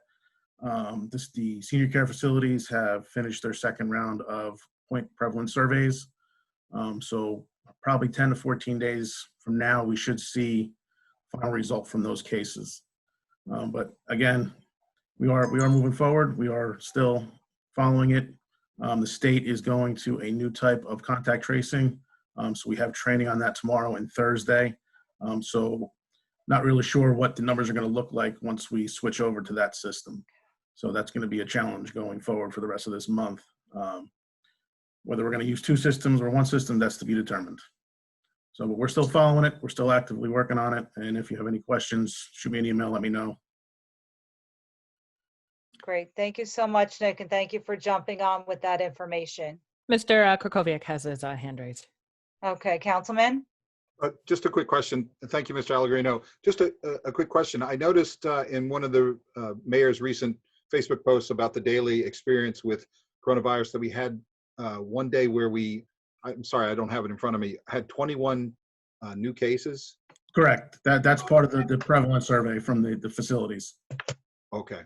So as far as you know, there's no indication that we're having a resurgence. I've been starting to see some news coverage. No. Okay. Thank you. You're welcome. And Nick, are residents taking advantage of the testing that's offered on Executive Drive? Are a lot of people getting tested at that site? We don't know. We don't get that information. Okay. We just get the information back from the labs, and the labs are all throughout the country: Texas, North Carolina, California. We don't know where they're getting tested. Okay, great. All right, great. Anyone else have a quick question for Mr. Allegrino? Okay, great. Thank you so much. We look forward to your input, and thank you. You're also on our task force team, and we appreciate your efforts with that, helping us get our businesses opened. My pleasure. Thank you, Nick. Take care, all. Okay, we're gonna real quick do our council liaison announcements. Councilman Guarino. Thank you, Council President, and thank you, my council colleagues. Chris, going up, your sewer bill is coming out and it's due on June 15th. We've extended it, and you must realize that, yes, it's $350, but it is the lowest sewer charge in the county and one of the lowest in the states. The township makes up most of the contribution to the joint meeting. So that is, a fact, and you should be understanding that we do the best we can to keep our expenses very low, but other towns in the county charge 3 to 4 times more than what you're paying for the same size house. So we do the best we can, and I thank Mr. Gross for what he does to keep our expenses in line. Just want to do another thing for the joint meeting is that I thank again our residents for following our request of not throwing wipes down your toilet. Our streamlines are showing that there's very few coming through the township compared to other townships. So I thank our residents for helping to prevent a major catastrophe, because you don't want a backup of the sewage system, especially at this time with everything else going on. Next Wednesday night, we have our Downtown West Orange Alliance meeting. It'll be virtual, but you can find the link on the township website. Tomorrow night at 7:30, also on the township, you'll find the link to our virtual meeting for the Pedestrian Safety Advisory Board. And we'll be open for discussions. Outside members can, of course, join as participants, but you'll only be able to speak when you ask a question. It won't be open dialogue where you can just come on in and start talking. There'll be raise your hands and we'll allow you to talk, and we hope you have some questions. On my point too, I'd like to thank Mr. Lepore and what the Department of Public Works has done, particularly around Walker Road. around behind the golf course with the new signage, the new speed bumps and the stop signs. I've walked that whole area, and the emails that I'm getting from the resident, 99% are very thankful, particularly the ones that have students and children who go to the Gregory School where we have another speed bump. So I appreciate the proactiveness that Mr. Lepore, he's a very active member of Pedestrian Safety Advisory Board. He, along with our traffic engineers, go over many things, and I'm very thankful. And like I said, the residents, other than one person, 2 people, have complained, but the majority of the residents are saying it's about time. And so I hope to see more things like that going on. So like I said, we have our pedestrian safety meeting tomorrow night, 7:30. Link is on the township website. Of course, we have our Downtown Alliance meeting and all the things that we've been doing for the Downtown Alliance and our downtown businesses, helping them with coping with the situation, advertising their businesses, enabling them to use the services of the Downtown Alliance to promote their business. And we have some great businesses downtown. And of course, a lot of our restaurants within the Main Street corridor really can't do dining on the street, on the sidewalks. They're not wide enough. And for that too, they, but they'll do the best they can. The other thing is that, the farmers market's been doing great. Stacy and Rob are doing a wonderful job. People are commending about, doing the virtual pickups. The merchants and the vendors at the farmers market are very happy because they're actually bringing to the farmers market pickup items that have actually been bought. So hopefully, from what I've been hearing from them, is that maybe around July 1st, we probably go back, but that's still up in the air to see what's happening and what the merchants would like to do. So other than that, please go online by Thursday night to the Shop West Orange, the farmers market, order some great things from the website, go online and pick it up at your convenience when they make an appointment. And we'll be down there to help you. We'll open your trunk, we'll open your hatchback, and you flow right through. So, please, do many things, especially in these hard times with COVID-19, to please support all of our businesses in the township. Please support all of our businesses, particularly in the downtown corridor. We're all very susceptible to the economics. I talked to a number of merchants, and a lot of them are going to have troubles rebounding from this issue. So we need all our residents. Tell your friends and neighbors and family, come on down or go online and, show some support, because like I said, when Congressman Payne was here, it's not the big corporations only that make the economy grow. It's also our small community businesses that really, really support everything within the township. And do remember that a lot of these businesses within the township, especially the corridor, we always go to these people asking for donations for every such thing. And these people have never, never refused to help school board, to help any community organization, to help any situation. And I would just ask you, and I would plead with you to really show your support, because once they're gone, they're gone. And I thank you, Council President. Absolutely. Councilman Kukoviac? Thank you. Really quickly, the Historic Preservation Commission hasn't met for 3 months. They finally decided to do a Zoom, and they decided the exact time of the council meeting. So I can't report on what they've done. And the Open Space Committee is still on hiatus. Chairman Joe McCartney is working furiously along with some other people up at the Rock, fixing it up, but we haven't had a meeting yet. And I'll bet you Councilwoman McCartney is going to talk about the grant that we received related to open space and the environment. So I'm going to let her speak about it. Thank you, Councilman. Councilwoman Matu Brown. Thank you, Council President.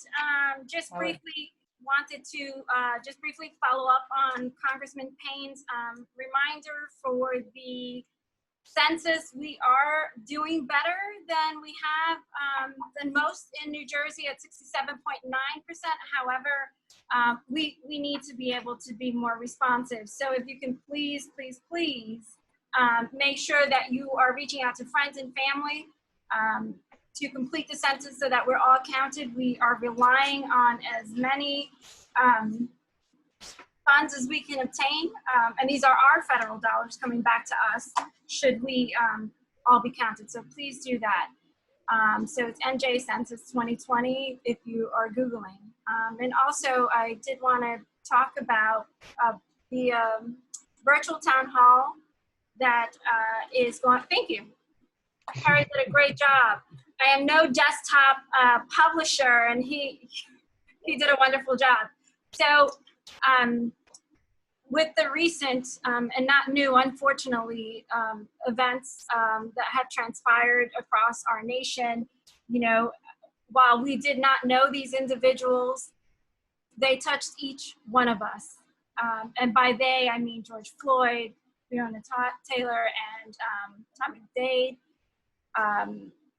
There were so many countless others. I can think of the very first time we had a rally here, Philando Castile, and that was 2016, and here we are again. So I'm happy to be able to organize, and I will give a lot of credit to my co-collaborators, which are our very own Vice President of the school board, Terry Trigg-Scales.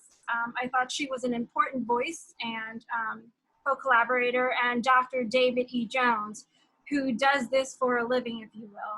And he's an expert at what he does. He will help us provide a brave space for our residents to be able to share, you know, for us to listen, more importantly, so that we can learn and come up together collectively with ideas and solutions on how to move forward. This is not going to be a one-day event. This is going to be a long journey for us. There are a couple of asks that I, as your council colleague, have of you to commit to doing trainings that will help make sure that we are focusing on making policy through a racial lens so that we can bring about real equity in everything that we do. And I know I heard this all the time while I was running for council. Council members only have to deal with garbage and leaf pickup. It's so much more than that. And it's so important that we are all aware of how we can create policies through a racial lens. So in the National League of Cities, I'm plugging that for Karen to hopefully make a request. The National League of Cities actually has a division called REAL, where they deal with race, equity, and leadership training for municipal, well, all government. So we will be discussing these type of things for us to move forward. So it is a Zoom meeting. Everyone is invited June 11th, 2020 at 7 p.m. Perry has been gracious enough to live stream this on Facebook as well for those who do not access Zoom. This is a collaborative effort for all of us to be able to come together and deal with the real issue of racism and hopefully start to dismantle racist policies that exist and have existed and we may not be aware of. So please be sure to mark your calendars June 11th, 2020 at 7 p.m. Thank you, Council President. Thank you. Councilwoman McCartney. Thank you, Council President. I wanted to start with a thank you again to Congressman Payne. It was a pleasure to hear that he is keeping the Thomas Edison National Historic Park in his district. I will share that with the Friends of Edison meeting on Monday. I wanted to also mention that last Thursday, June 4th, the West Orange hosted a virtual flag raising ceremony with the West Orange Rainbow Coalition. This is the fourth showing Pride in West Orange. So that is also on Facebook, on the township website, if you want to see a short video on that. Again, recognizing our diversity and inclusion.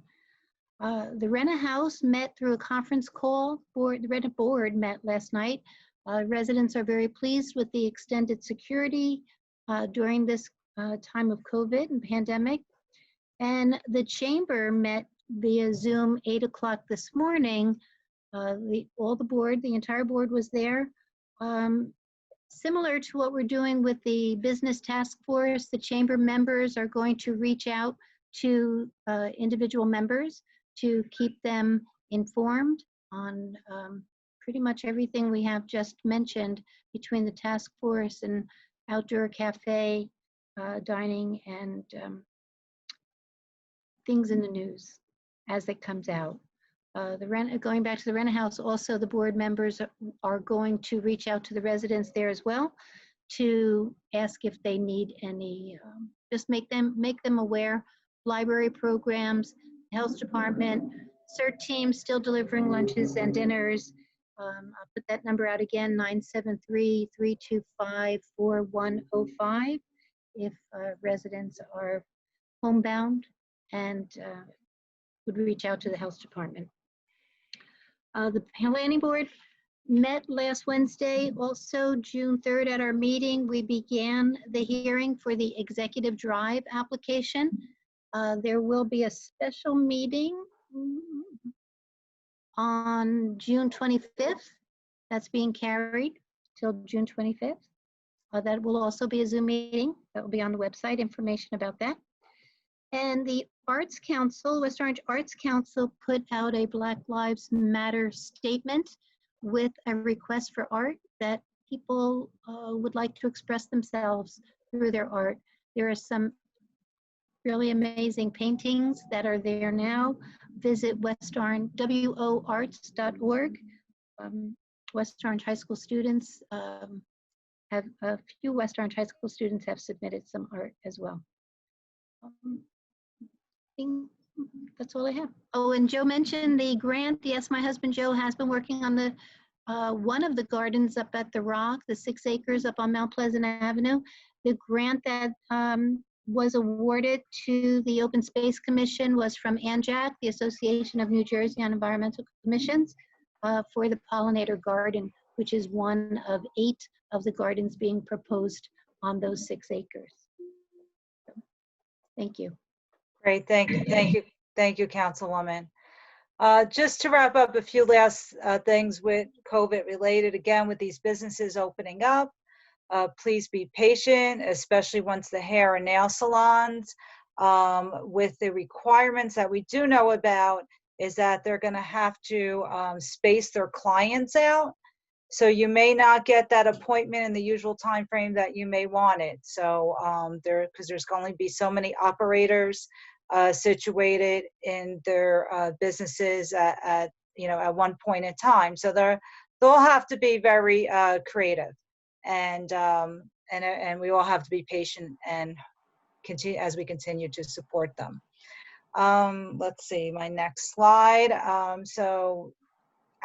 The school district has not had many opportunities to raise funds for our students this year with COVID. And there is a big fundraiser this week, Friday, June 12th, the West Orange High School football clothing drive.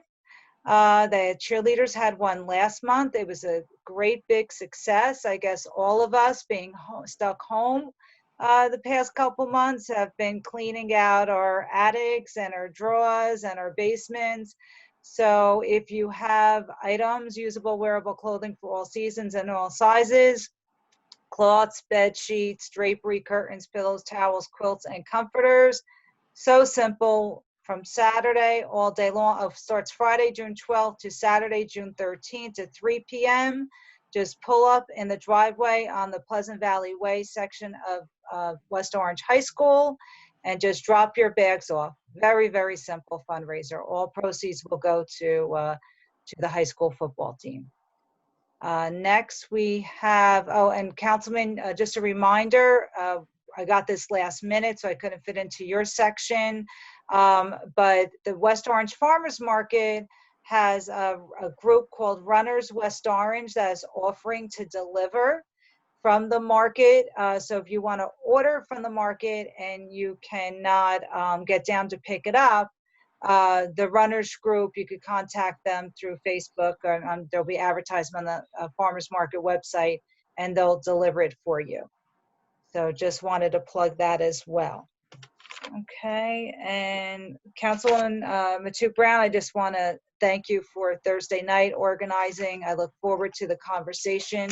I said these conversations are tough, but they have to be had. And just the outreach that we could do to our community is our responsibility. And we will work through this together. So with Also, that, President, just one more thing I forgot to mention. The survey that is out, if you haven't filled it out, please do so.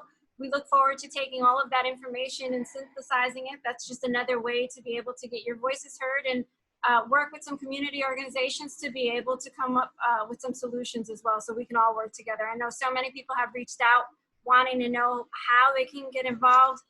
We're getting there, and we will absolutely be looking for your voices and your bodies to come over and help us get this going. So thank you. great, thank you, Councilwoman.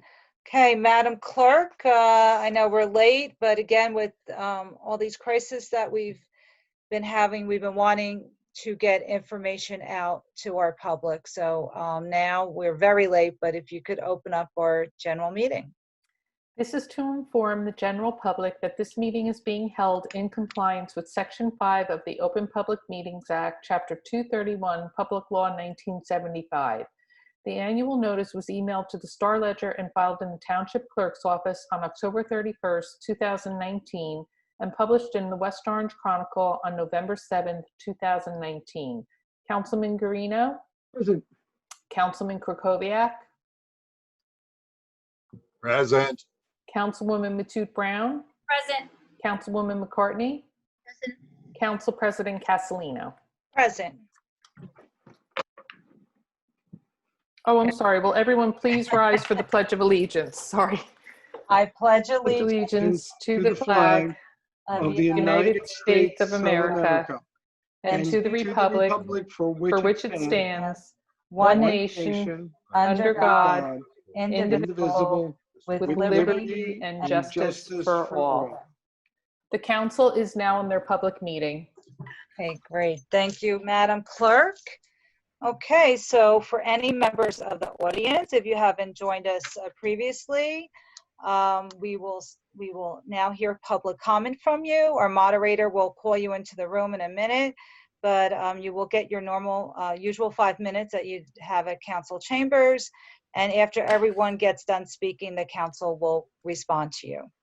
Okay. Okay, thank you, Madam President. At this time, anyone who would like to speak, there is a raise your hand option at the bottom of your screen. And we do have a couple people who are calling in. Your option is going to be *9. That'll put you in the queue. And right now I see Mr. Naliath. How you doing? Follow the prompt on your screen. And sir, if you could please state your name and your address when you start to speak, please. Joe, can you hear us? Yes, I can. All right, Hi. great. There you go. My name is Joseph Naliath. I live at 33 Ridgeview Avenue in the Gregory neighborhood. I am graduating this year as the class of 2020 at West Orange High School, and I would also like to say it for the record that I am also a graduate of the Junior Police Academy in West Orange. Great. Last week, my peers and I banded together to form the West Orange Youth Caucus. I drafted the following petition because although the police department's internal directives may meet Campaign Zero, a violation can only be reprimanded internally, and in several recent high-profile instances of excessive use of force in this country, offending officers have gotten off without justice being served. We call for local ordinances on top of the directives so that offending officers could be prosecuted. Currently, the petition, which has been circulating on change.org, has received 6,239 signatures, and here's the petition for those who are not already familiar. 1, that the town council pass a local ordinance banning the use of knee and chokeholds by police, because this unnecessary use of force has the potential to asphyxiate and kill its victims. 2, that the town council pass a local ordinance banning the use of tear gas on crowds, because tear gas has been banned in international conflict since 1993 by the Chemical Weapons Convention. 3, that the town council pass a local ordinance banning the use of rubber bullets on crowds, because rubber bullets are unnecessarily harmful and can cause death. 4, that the town council pass a local ordinance requiring a body cam on all active duty West Orange police officers to ensure transparency and accountability in policing. 5, that the town council revise or repeal section 4-12.2b of the municipal code, which reads, No person shall loiter in a public place in such a manner as to create or cause to be created any disturbance or annoyance to the comfort and repose of any person, provided that the disturbance or annoyance would be a disturbance or annoyance to the comfort and repose of a reasonable person. Yes, that is verbatim. Because the subjective language of this ordinance enables racial profiling. 6, that the town council pass a local ordinance establishing an independent civilian review board consisting of community members that has the following powers: make recommendations and suggestions about police protocol to the town council and police department, review and make suggestions to alter the existing use of force continuum, oversee internal affairs investigations, receive and investigate complaints of excessive force, abuse of power, obstruction of justice, and racial profiling, have discretion over the publication of body cam video in the aftermath of a heinous case of police injustice occurring in West Orange, issue subpoenas, participate in police union contract renegotiation, and that at least one member of the board must be a youth representative under the age of 18. And finally, that the town council, mayor, and chief of police sign a commitment to actively combat racial injustice while carrying out their duties of office. We understand and look forward to next town council meeting where the demands on the petition will be brought up in the agenda. And we look especially forward to the discussion that will occur the week after, where hopefully a number of representatives from the West Orange Youth Caucus and young people throughout the town and anybody who is enraged with the situation going on in our country today will show up and speak their mind. And we look forward to helping y'all draft these ordinances and resolutions. And I would like to thank you all for hearing me. Thank you, Joe. Michelle, Very actually, much. yeah, you're a little behind us, Michelle. I just wanted to see if your internet will catch up a little bit. There we go. No. Okay. Yes. Okay. Okay. Thank you, Joe. I'm sorry. I apologize. I have technical difficulties with my laptop lately. So I tend to drag behind everyone else. So my apologies. Thank you. And we'll respond to you after everyone else speaks. Okay, Lauren? Okay. And just on a personal note, Joseph is one of our broadcast journalism students. So that was very nice And representation. that's why. Great job, Joe. Great Tammy, representation. if you can follow the prompt on your screen. There you go. Can you hear us? I can. Thank you. Thanks. Thank you, Lauren. Thank you, Council President and Council members. My name is Hi, Tammy Tammy. Williams. I live at Hillside Avenue, and I serve as the West Orange Human Relations Commission Chairwoman. So I thank you for this opportunity to share feedback with each of you. As the Chairwoman of the Human Relations Commission, an 18-year resident of West Orange, I am more than West Orange proud. Our community held a peaceful rally supporting the Black Lives Matter movement and the murder of George Floyd. Each and every one of us, in some capacity via social media, mainstream media, or conversations with our friends, have learned of this unacceptable action by the Minneapolis Police Department. While West Orange does not represent the systemic dysfunction of this police department, we still live in a community that has identified on Saturday by our youth areas where we can do better. I have been in communication with so many West Orange residents, organizations, and stakeholders over the past few weeks. And I myself have had a very hard time coming to grips, articulating my emotions and opinions about what I personally witnessed with George Floyd. And while we in West Orange are very much ahead of the curve of many towns, we can always look at where we are as a community to see how and where we can improve. Overall, I want Chief Abbott, Mayor Parisi, the Township Council, to know that the feedback that I have received is overwhelmingly positive. But again, I reiterate, that is not to say that we cannot do better. We each heard the cries of our community. And while we, as older residents, more seasoned residents, do not necessarily express the voices of the youth of our community, That is not to say we dismiss their concerns.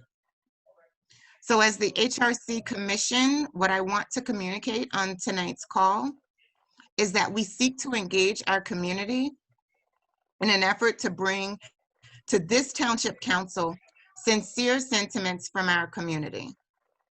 We look forward to working with everyone, groups, organizations, and individual residents in the community to create the best West Orange and to become a model suburban community. On June 4th, as already iterated, I worked with Leslie Fleischer and Gia Akiko to raise the Pride flag virtually. A video is available on the HRC Facebook page, which is Facebook at WOHRC. We are also working with Carl Brister to help support his Love and Unity Festival that has occurred for the past few years in West Orange, with locations being at OSPAC and TLCC, the Life Christian Church. Initially, he was considering a virtual platform. However, since our governor today eased additional COVID restrictions, he may seek to postpone the event so that an outdoor festival is a possibility. I too have asked Chief Abbott to support National Night Out in West Orange in August 2020. As a matter of fact, I spoke to him at the mayor's breakfast earlier this year about how he felt about that opportunity and if we had ever done that in West Orange. I believe this would be a fantastic community opportunity to promote West Orange Police Department officer recognition, familiarity between our West Orange police officers and the residents. I know that budgetary constraints are a very real concern, but I am hoping somehow, some way, we can figure this out.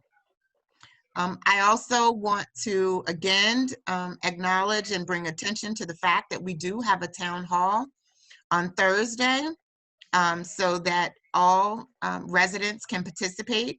This is an opportunity for our voices to be heard as community residents. So please make sure you see social media for access to that Zoom community call. As HRC chairwoman, I will sit on a Zoom panel on Friday with our West Orange Young Democratic Committee. That will be at 7 p.m. and you can log on to their Instagram page for login or additional information. I just had a couple questions that I wanted to communicate.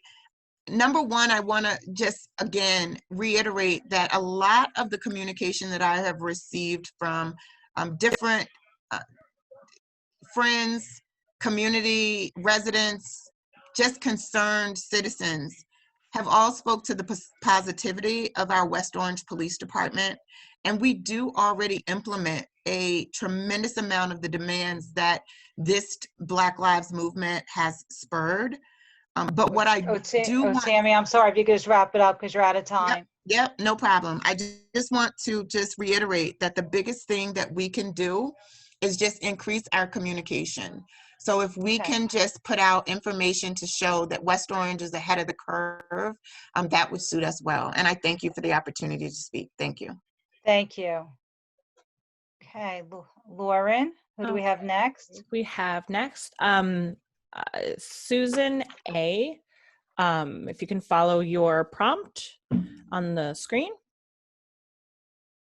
Okay, and Susan, yep, if you can give your full name and address for the record, please. My name is Susan Anderson, 20 Colony Drive East. Hi, Susan. Susan. Yes, you're good, Susan. You're okay. You're good. Okay, thanks.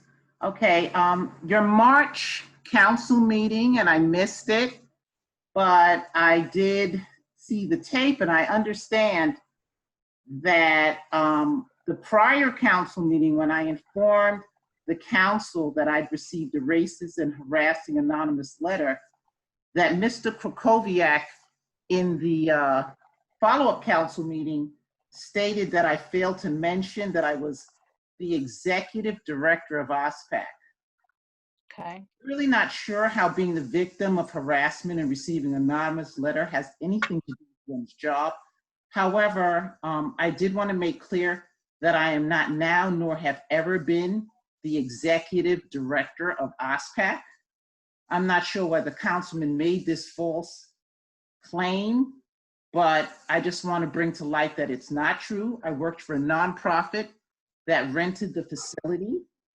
The councilman further stated that there was an active investigation in the OSPAC under my management. I've never managed OSPAC, neither has the nonprofit I worked for.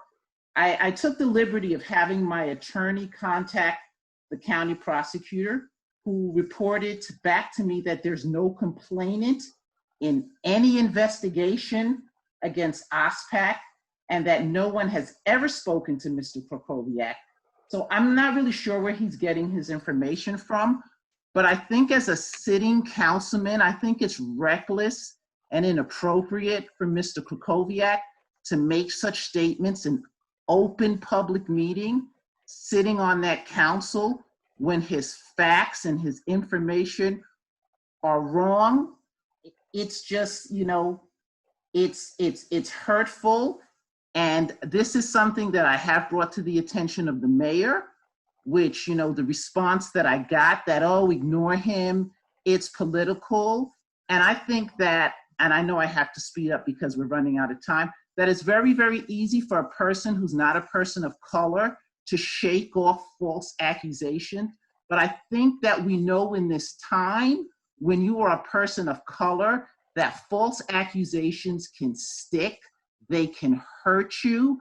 And I think that Mr. Krakowiak needs to be more careful. He spreads false information.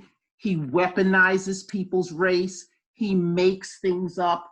And quite frankly, you're sitting there as fellow council members. The OSPAC board was formed in February, so I couldn't have been on it. So I'm not really sure why no one corrects him. No one says, you weren't the executive director of OSPAC, but I just wanted to clear that up. It's been a couple of months. I lost my mother died, and you know, I had other things that I was concentrating on, but I wanted to bring that to light because Mr. Krakowiak does not seem to be a very nice person. He lies. He used an instance in which I was harassed and received a very, very nasty and racist letter to which he doubted its existence. That letter has been on file with the West Orange Police Department since May of last year. So the letter is real. It really did happen. Someone in this community really did send it to me. And you know, for him to stand up there and say, if there's such a letter, and she forgot to say, I never ran this organization that was just formed in February. And I just wanted to point that out. I've been going through other things. I'm a taxpayer in this community. I've lived here for 17 years, and I think I deserve a little more consideration and not to be lied on by a sitting council member. That's it. Thank you, Susan. Thank you. Okay, Lauren. Okay. We have a former broadcast journalism member student. Truman, if you can follow your prompt on your screen. All right. How are you doing, Cookie? Good. How are you doing? State your name and address for the record, please. Good. My name's Truman Siegel. I live at 5 Ridgeview Avenue. I'm West Orange class of 2019. I'm a founding member of the Youth Caucus, and I am a member of North Jersey DSA. I just wanted to make some clarifications onto Chief Abbott's points from earlier. He says we're already operating at Campaign Zero, but Campaign Zero is not the 8 Can Wait that's been going around. They're two separate things. 8 Can Wait is kind of put out as the bare minimum. And even though we're currently operating at it, so was the Minneapolis Police Department when George Floyd was killed. And he's still dead, even though all 8 of those things were being followed by the police department. So there's only further to go. Campaign Zero there's 10 points to it. 1 is ending broken windows policing. 2 is community oversight. 3 is limit the use of force. 4 is independently investigate and prosecute. 5 is community representation. 6 are body cams. 7 is training. 8 is ending for-profit policing, 9 is demilitarization, and 10 is fair police union contracts. And I know we're already there on some of the points, but there's still work to go to prevent more police brutality. I also want to just bring up the fact that at the protest, there were a handful of officers that were not wearing masks, which was really, really worrying to me because they take this pledge to protect and serve this community. But if some of them aren't even bothered enough to put on a mask to protect people there in case they're an asymptomatic carrier of coronavirus, it's just really, really worrying to me that if they won't do that bare minimum to protect us, what would they do to do it? That's all I really had to say. Thanks for letting me speak. Thank you so much, Truman. And we're going to address everyone after everyone speaks. Lauren? Thank you, Truman. Before we invite Mr. Puglisi, do we have any other members of the public that would like to speak? You do not have to wait for the last person to stop talking, as it'll put you in a queue.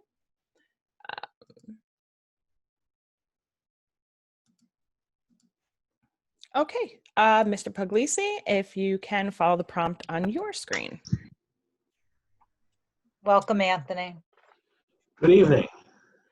Okay. So whatever you put up first, Lauren, is what we'll talk about. We have the testing sites first for you today. Yes. Like I've said in the past, the county executive, first of all, my name is Anthony Puglisi, representing County Executive Joe DiVincenzo. Back in March, the county executive opened up the testing sites at Weequahic Park. Just within the last couple of weeks, we've also started a satellite schedule where we're going around the county to all our municipalities and offering testing that is even more accessible to residents. So those locations do change on a weekly basis. And the best thing that you can do is if you're interested in getting a free test, no health insurance is required, is just to go visit the website that's there, which is www.essexcovid.org. Or if you don't have access to the internet, to a computer, call our Office of Emergency Management at that number, 973-324-9950, and you can schedule an appointment. I've done it myself. It was very professionally done. I went down to Weequahic Park, and I actually left the park even before my scheduled appointment arrived. So we've got this down to a very efficient level. Next one, Lauren. Now they're in order, yeah. Yeah. So the other initiative that the county executive has maintained are the emergency food distribution events. So last week on the 4th, we were at Cody Arena. Then on June 11th, which is this Thursday, we're going to be at St. Matthew AME Church in Orange. It's a drive-up event. It's open to people throughout Essex County. It's advertised to start at 10 o'clock. However, if we do get a line of cars, we do start earlier. So I do recommend that if residents do want to come out, that they do come early because we only have 1,000 boxes that we give out on a weekly basis. And although that number may seem like a lot, in the whole scope of things, 1,000 boxes isn't quite enough to meet the need. We are committed, the county executive is committed to continuing this through the summer. Again, on our website, which is essexcountynj.org, each week we update the flyer to the next location. And Lauren, you can put up the next one. I'm going to give you a little heads up. On June 18th, we're going to be back in West Orange at Colgate Park. I want to thank Mayor Parisi for hosting us there. I also want to thank St. Barnabas Medical Center, who is partnering with us on this event. And again, just like all the other events, it's first come, first serve. What we're actually going to do a little differently at the June 18th event is for the first time, we're going to allow walk-ups. We still want to maintain social distancing. We do encourage everyone, or actually require everyone to wear a face covering. But like I said, for this one, we're going to see how it works out. So West Orange is on the cutting edge again. The mayor and also St. Barnabas had requested that we come down to this location, knowing that a lot of people don't drive. So that's why Colgate Park was picked.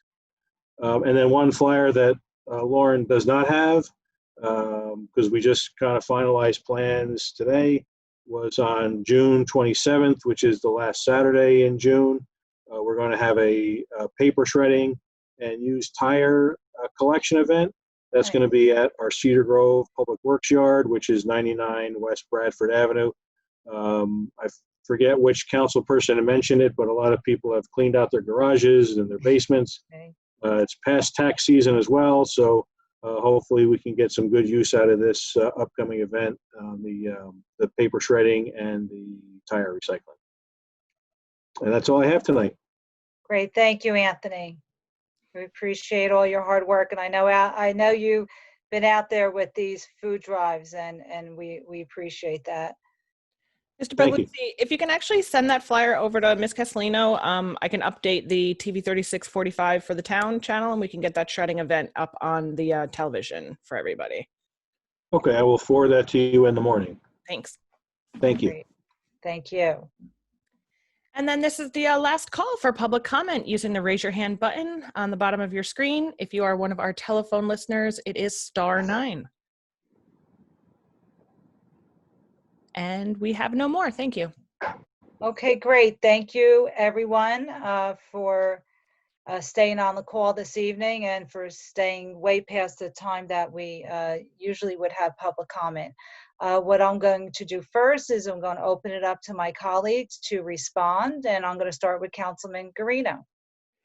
Thank you, Council President, and thank you for all the callers tonight. First, I want to reach out to Joe and Truman, and I say that knowing the efforts you're putting in, you're a true shining example of what the youth of America is, and particularly the youth of West Orange, and I commend you for doing the efforts to help make our community the community it needs to be. And to also, I look forward to working with you to make sure that West Orange's police department and all the things that we do is the example. And as I said before, when Congressman Payne was on, we don't want to be a follower. We want to be the leaders, and we want to make true adjustments and not let anything happen to any of our residents. What happened was the most disgusting thing I've ever seen in my life, and something that, that it's unacceptable. And we need to make sure that it never happens here, but that we set the example. So I thank both of you. And like I said, you both come out of the television program, and you're the best of the best. And my daughter came out 12 years ago from Channel 3645 and took her experience from the high school, and now she's a major marketing director, and always says that she got her start here in West Orange. So I commend the both of you gentlemen. I thank you. I look forward to working with you, and keep up the work, keep up the spirit, and that's what needs to be done. So thank you very much. Tammy, thank you for doing great work with the HRC. It's good to see you out there and, giving us the information that you're hearing out on the street. And sometimes we don't hear it all, but we need to hear it all. So we appreciate your input. Susan, all I can say is I'm sorry, but I'm also sorry about the loss of your mom. And parents are great, and it's always hard when we lose our parents. And the longer we have them, the harder it is. I know we spoke at one of the rallies on Main Street last week, and I saw it in your heart. So I can't say any more about your comments. I mean, I don't know how, to make up for those things, saying sorry or even saying, it's unacceptable. But what I can say is that I'm sorry about the loss of your mom. Anthony, thank you very much. It was me last week, though, last meeting that said about people coming to food drives who don't have a car.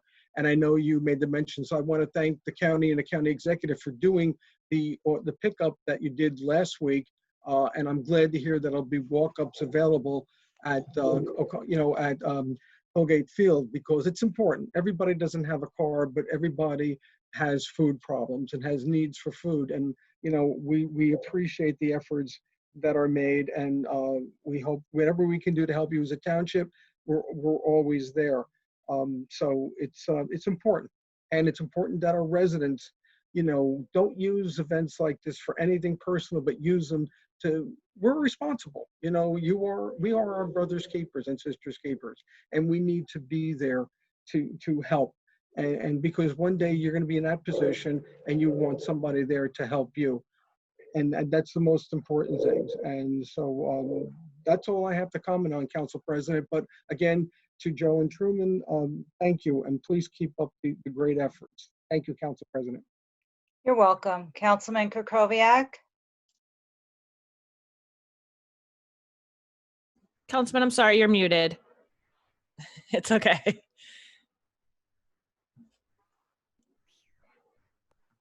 There you I go. apologize to everyone. This is like the 5th time today, so I apologize. I'll try to do better. I want to just join with a lot of the people who have spoken tonight and join them in just expressing my feelings about the entire country being shocked by the tragic killing of George Floyd. And I'm still shocked and horrified by that video. And I believe virtually everyone in this country is resolved to do what we can collectively to make sure that something like that never happens again. I certainly am. I'm pleased that the Saturday rally went well. There were plenty of articulate speakers making their points, and plenty of people were listening and frequently agreeing. Emotions were obviously running high for a lot of folks, but everyone was peaceful and respectful. And I want to give congratulations to the West Orange Youth Caucus, and it looked like to me Black Lives Matter, as well as the Municipal Public Works Department and the police and the EMTs for making this such a special event. The EMTs were really needed. I'm sure people noticed that at least a few times people were fainting from the heat, and the EMTs were right there to help. The EMTs are from the fire department. I will say this, I would have preferred that all the speakers had the chance to say their piece without being drowned out. Unfortunately, that happened. You know, the First Amendment is there to try to encourage us not only to speak our minds, but also to listen to differing ideas and opinions, and hopefully to find the best way forward together. Maybe the next time everybody can speak. But that's what the First Amendment is for. Peaceably assembling, saying what you want, and seeking redress from your government. Finally, I believe we've made a really good start in reaction to what happened in Minneapolis. I want to ask my colleagues to consider committing to an in-depth and ongoing exercise in learning what others believe is wrong in our country and what they suggest we might do to help. I know from a few conversations I've had with my Black friends in the last 2 weeks that their anger and frustration is deep and justified. And some of the things I've heard were hurtful and had not been of my experience. But I believe we have to commit to listen and then act. And the West Orange Youth Caucus, its rally and petition that's now in discussion with the mayor, and the forum that Councilwoman Matute Brown has organized for this Thursday are wonderful starts. And I believe that not only doing all of these things, saying all these things, and continuing on along with a long-term perspective, that it will encourage others to come forward and share with us, and we'll better serve our residents with change and improvement. So thank you to everyone. I also just want to respond to Ms. Anderson. I'll try as much as I can on short notice. I just want to put things into perspective. Ms. Anderson decided that I was a racist after I started raising questions about the finances and operations at OSPAC. And this goes back multiple years. Since that time, she's directly called me a racist on the phone. She's also made multiple public displays in front of multiple witnesses calling me a racist in public. She has absolutely no evidence that I'm a racist, and that's because there is none.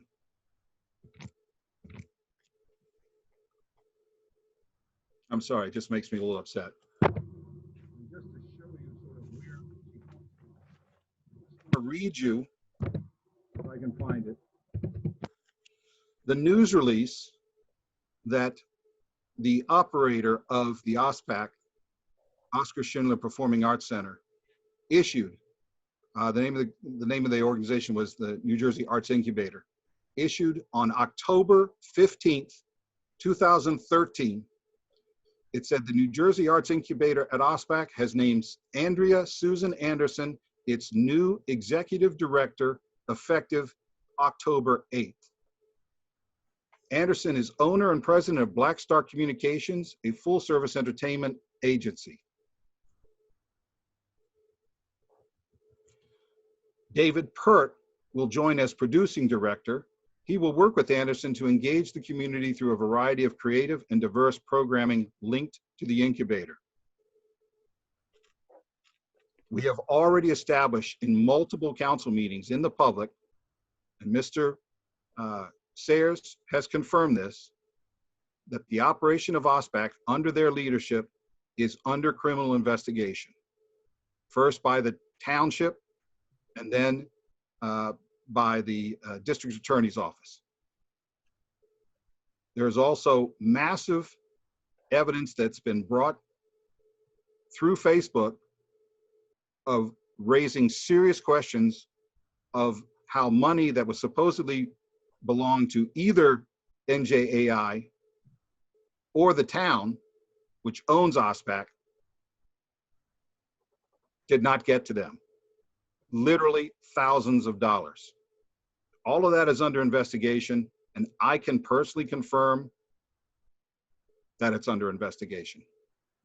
So when people hear her say she was never executive director of OSPAC, or that I'm making things up, it's not me.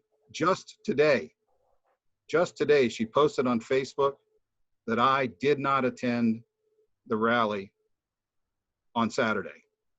And I think there are people on this call, on this Zoom meeting, who saw me there and can confirm it.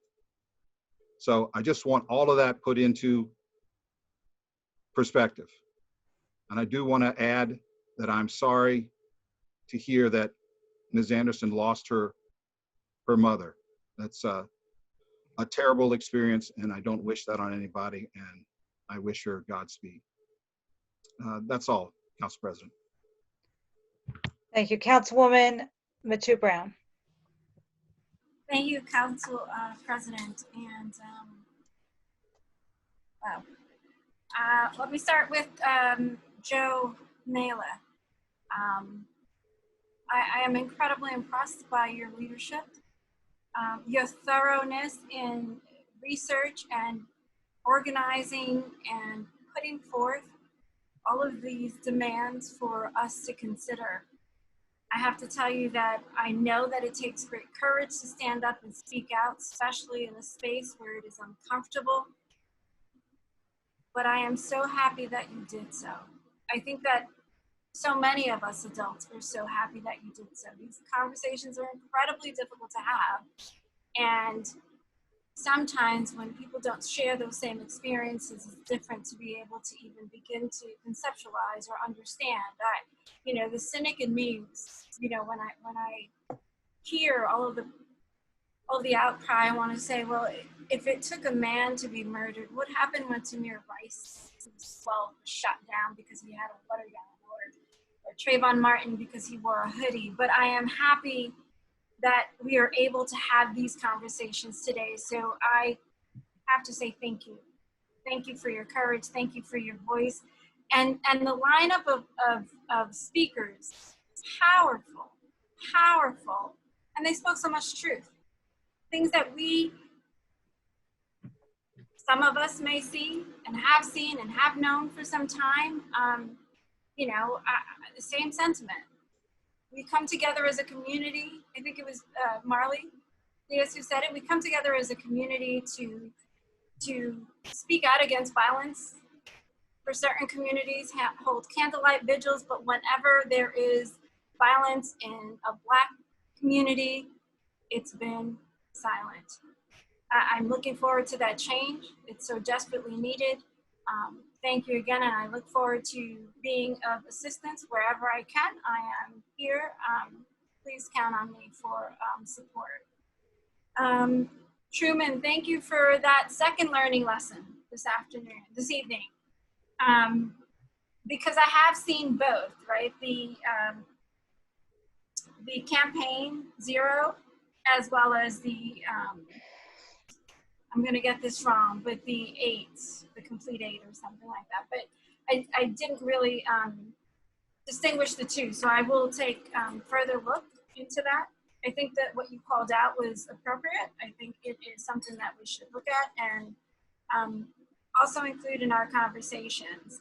I too did see some members, including in our leadership, that were not wearing masks, which was frightening. I was double masked and almost suffocating because it was so hot.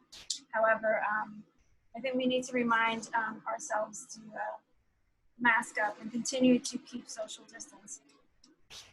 So thank you also for your work, your leadership in this, and your diligence in making sure that you clarified the difference between the two. Thank you.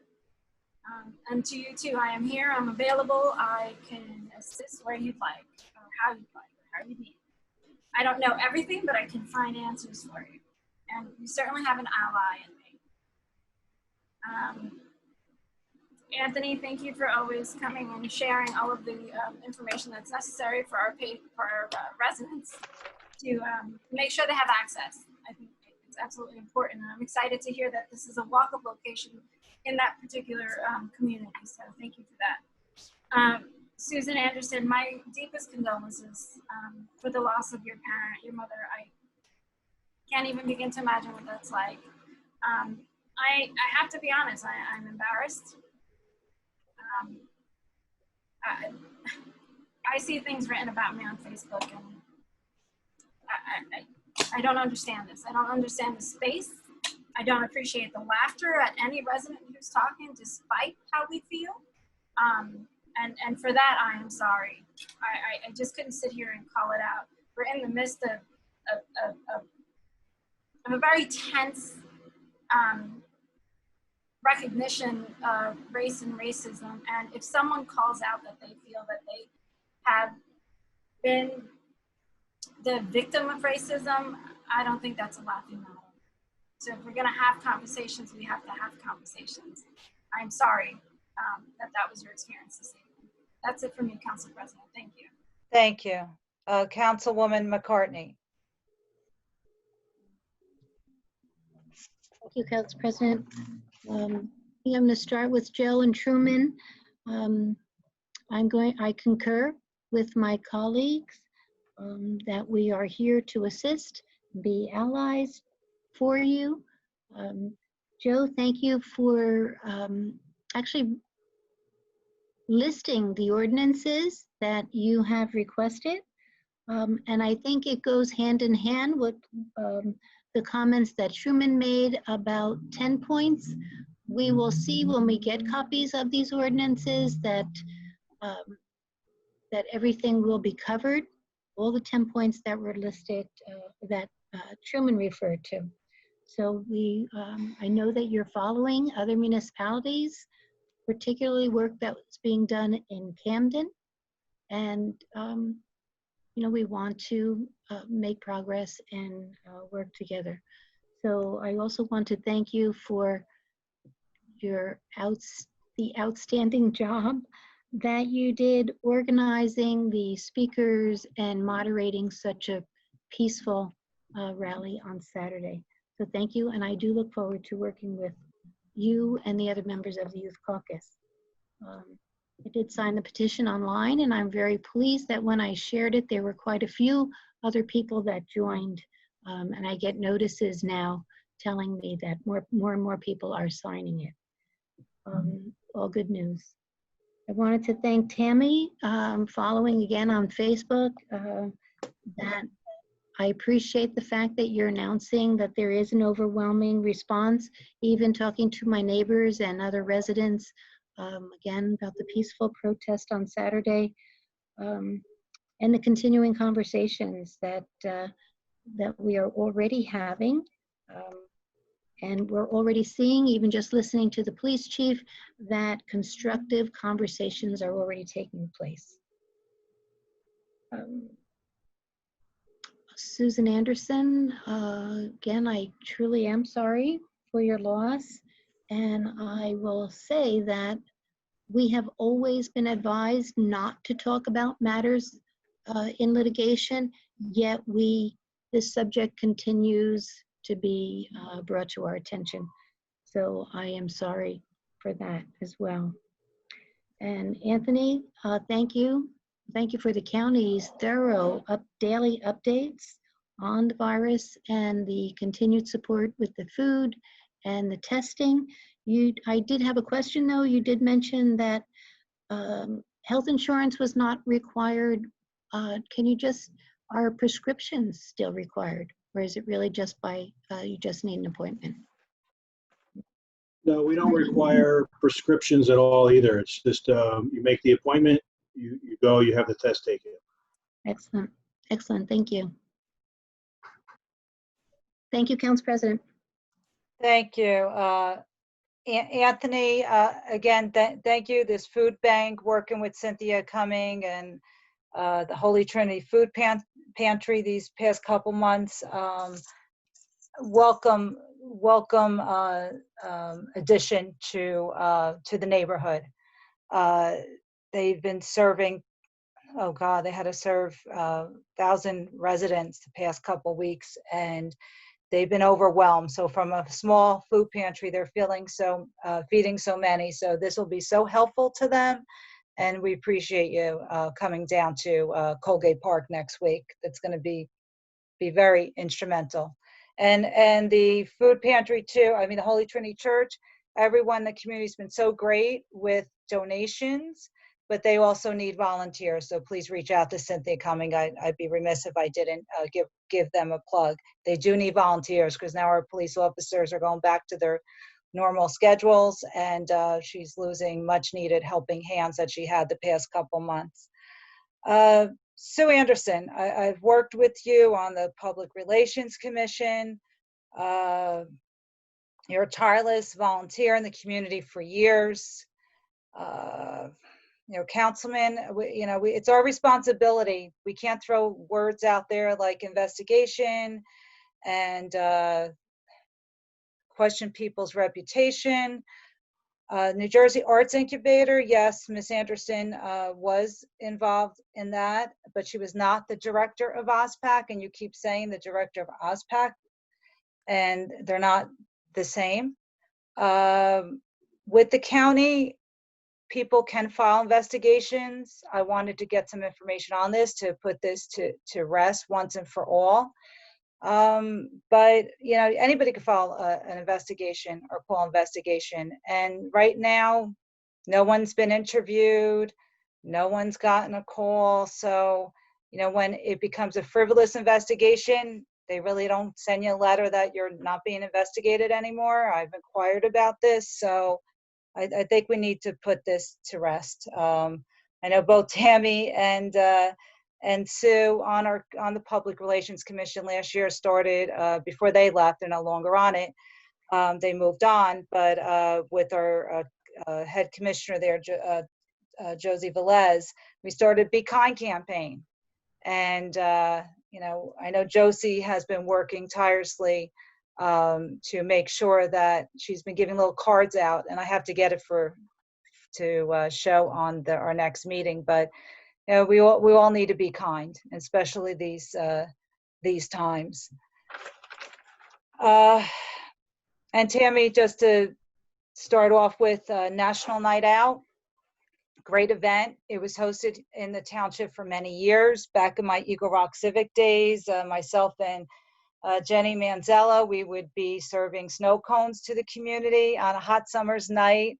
And but through the years, the attendance didn't get great attendance, and that's why they not stopped sponsoring it, but it doesn't well attend. But I'm sure now maybe it will be if we bring it back. But it is a great event. Seeing the kids interact with their officers is important, and that's where we need to go. Joseph and Truman, unbelievable. I'm never ever surprised. I'm always impressed though. the talents that come out of West Orange High School. I had, privileged for so many years being school board member.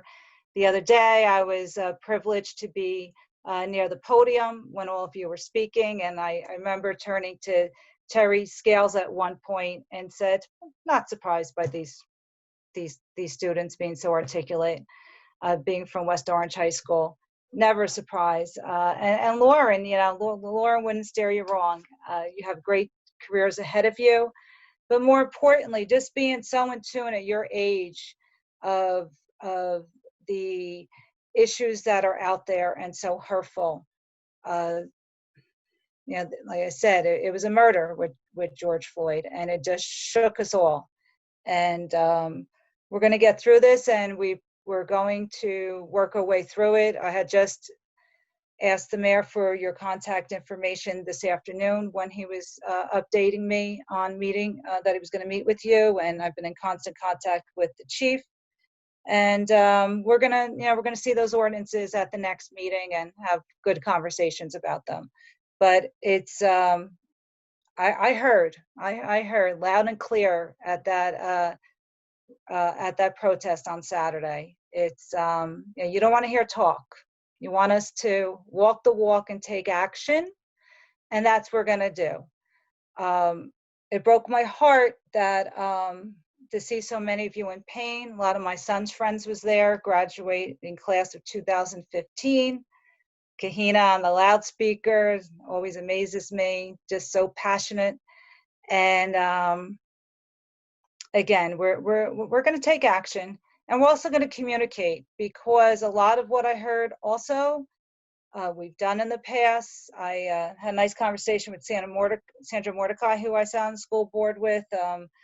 For many years, her and Mark Robertson were on the school board, and these situations, conversations would come up, and with diversity training and hiring. And there are things that have been done, but our communication needs to be better, and we need to get that out there and move forward. So thank you for your time and for coming out to articulate what's important. So with that, we still have a full agenda ahead. I have one last note here, again, with the people feigning. We weren't allowed to sponsor the event because of the COVID-19. So again, we relied on the Youth Caucus to do that for us. But Public Works was available, and our police and fire and our EMS and CERT was on site.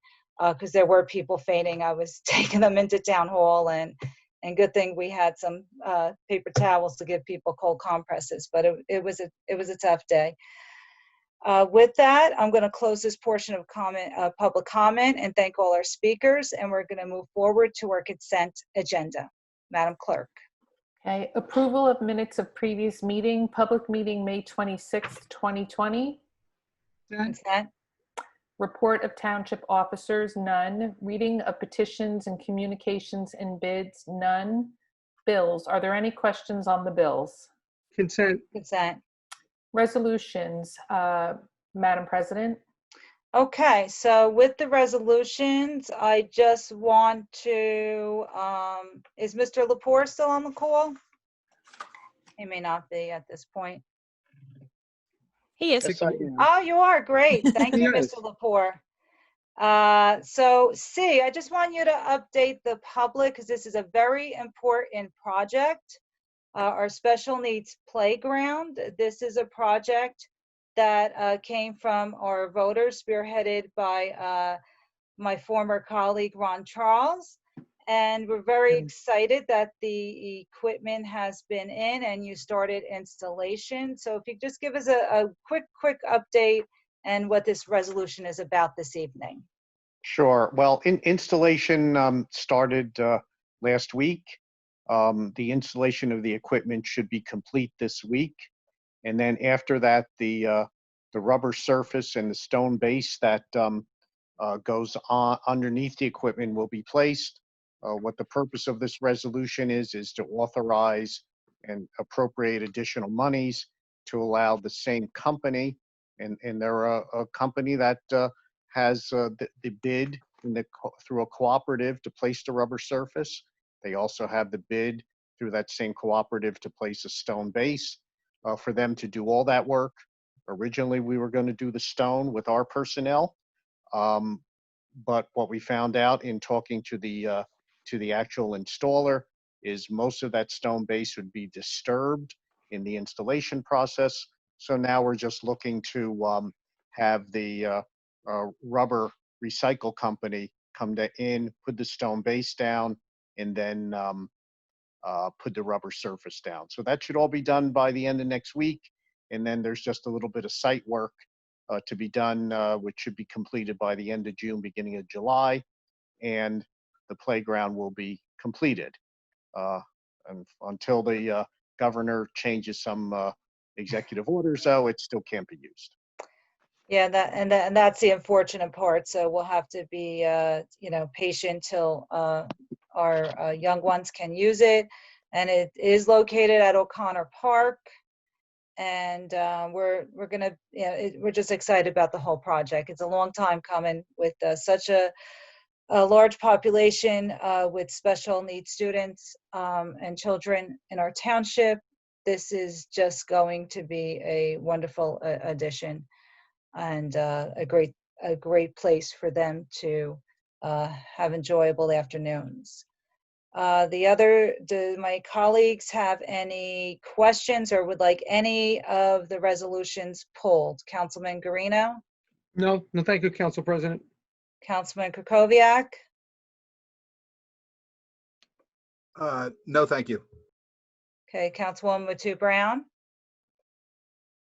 I'm not sure if I missed it, but can Ms. Lepore just clarify that the funds, the additional funds were already allocated? Yeah. Yes, Mr. Lepore? Yes. That's correct. They were part of the participatory budget appropriation. Okay. Thank you. And Councilwoman McCartney? No questions. Okay, great. Madam Clerk? Is there a motion to approve the consent agenda? So moved. Second. All in favor? Aye. Aye. Any opposed? The consent agenda is implemented. Okay.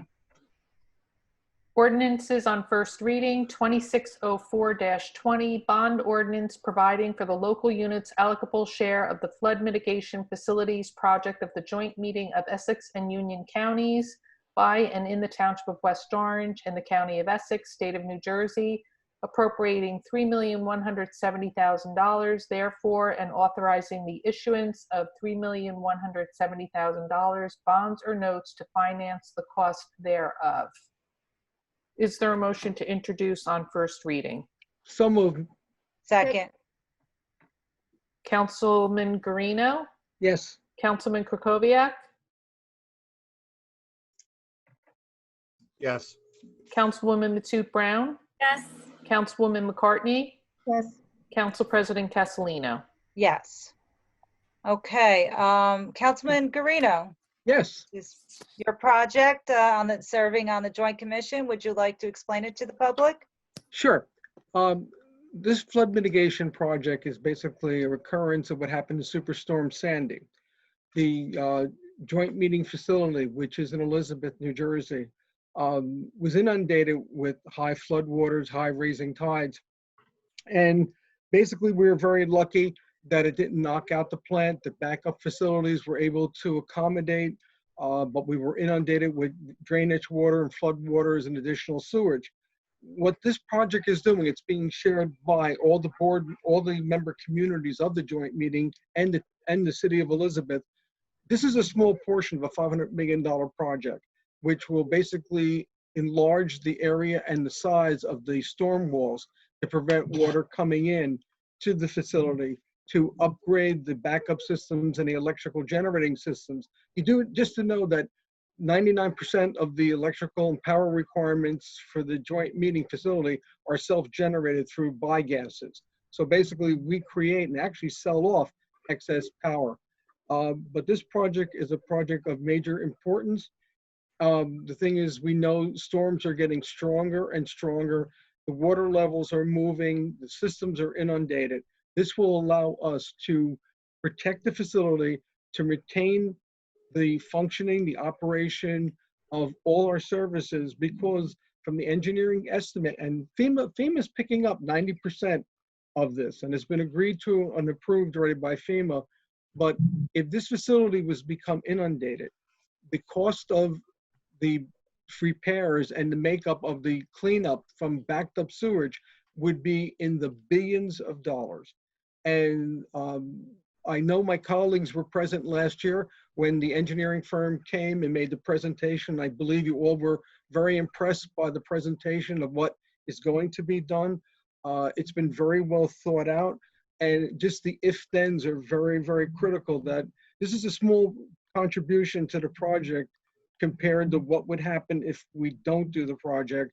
And the billions of dollars of cleanup costs and repair costs and reconstruction, it would be just unfathomable to think what it would affect every community. So if anybody has any questions or anybody needs any backup information, you could let me know, email me or something, and I can forward the project information to you. Be my pleasure.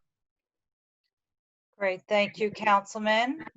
Anyone else have any questions or comments on this ordinance? Okay, great. The next ordinance, Madam Clerk. 2605-20, an ordinance releasing, extinguishing, and vacating the rights of a 25-foot wide utility easement located in Colonial Woods North Major Subdivision, shown on filed map number 4518, filed in the Essex County Registrar's Office on July 30th, 2007, running along the rear of lots 12.23, 12.24, 12.25, 12.26, and 12.27 in Block 173, Township of West Orange, County of Essex, State of New Jersey. Is there a motion to introduce on first reading? So move. Second. Councilman Guarino? Yes. Councilman Krokoviac? Yes. Councilwoman Matute Brown? Yes. Councilwoman McCartney? Yes. Council President Castellino? Yes. Okay, and just so you, for the public's sake, this is the neighborhood. These are the, up on Colonial Woods, the new neighborhood that was built this past year. There's an easement there. Mr. Lepore, do you want to speak to it at all? Very briefly, there, as you said, there was an easement that runs along the rear yards of 5 properties. Yeah. Looked at it with the developer. They rerouted some of the utilities and therefore were able to request us to vacate the easement as it was no longer necessary. This easement was granted to the township at no cost, and it gets released at no cost. Great, thank you. Thank you, Mr. Lepore. And just for the public, if you're new joining us this evening, these ordinances were on first reading, so the public will not comment. You can comment on these ordinances at the next meeting on the 23rd on second reading. Okay. With that, we move on to pending matters this evening, and Mr. Gross. So we have left our last meeting in regards to speaking about our budget, our loss of revenue. Maybe you could give us an update, and then we'll talk about a date for a budget hearing to finalize. So Mr. Gross. As you recall, when we discussed at the last meeting, we were approaching the June 1st deadline for taxes, and really didn't, at that point in time, I believe we were down somewhere in the area of $6 million at the list. Sorry, can you say that again? You got to speak a little louder. Okay, I'm sorry. At our last meeting, when we discussed we were looking at our revenue shortfall from collection of taxes at that point in time, which had been reduced from what we had at that point we thought were going to be, 12 to 15 million down to approximately $6 million. Since then, and the deadline, we're now down to a shortfall of around $4 million. So we're very encouraged by that. And we believe that we're ready now. We discussed with the mayor, and we're prepared to move forward with the original budget as proposed by the mayor for your consideration at a budget hearing. We're confident that between the potential, any potential loss in revenue can be maintained by tax anticipation notes, or when it's approved, the coronavirus refunding bonds. We believe at this point in time that those bond authorizations will be approved by the legislature and Senate and signed by the governor. We would move forward on that basis. We would not move to adopt until that's done, so to make sure that we have that tool in our toolbox. But we're pretty confident that that's going to happen. So do you know what the timetable is on the movement of this legislation? It's already been adopted by the Assembly. It's in committee in the Senate. We don't know when it's going to come out of the Senate, but we've been told that it's just a matter of time. Okay. So now our budget hearing, we had a tentative date of Saturday, June 20th. Are you able to get the directors on that call? We can meet the June 20th date. The timetable that we would propose would be the hearing on June 20th, introduction at your June 23rd meeting, and potential adoption at the July 14th meeting. Okay, so what I like to propose is anyone that has an appointment to the Budget Advisory Committee, if your appointment still would like to partake, give Mr. Gross the email and let them get a copy of the budget. So from what I'm hearing is you're not going to be altering the budget that we have. We'll discuss what we have on the 20th. Is that correct, Mr. Gross? That's correct. We talked it over with the mayor, and the mayor and the administration believes that what we are proposing are essential, important services for our residents, and that they should be considered in total as proposed by the mayor.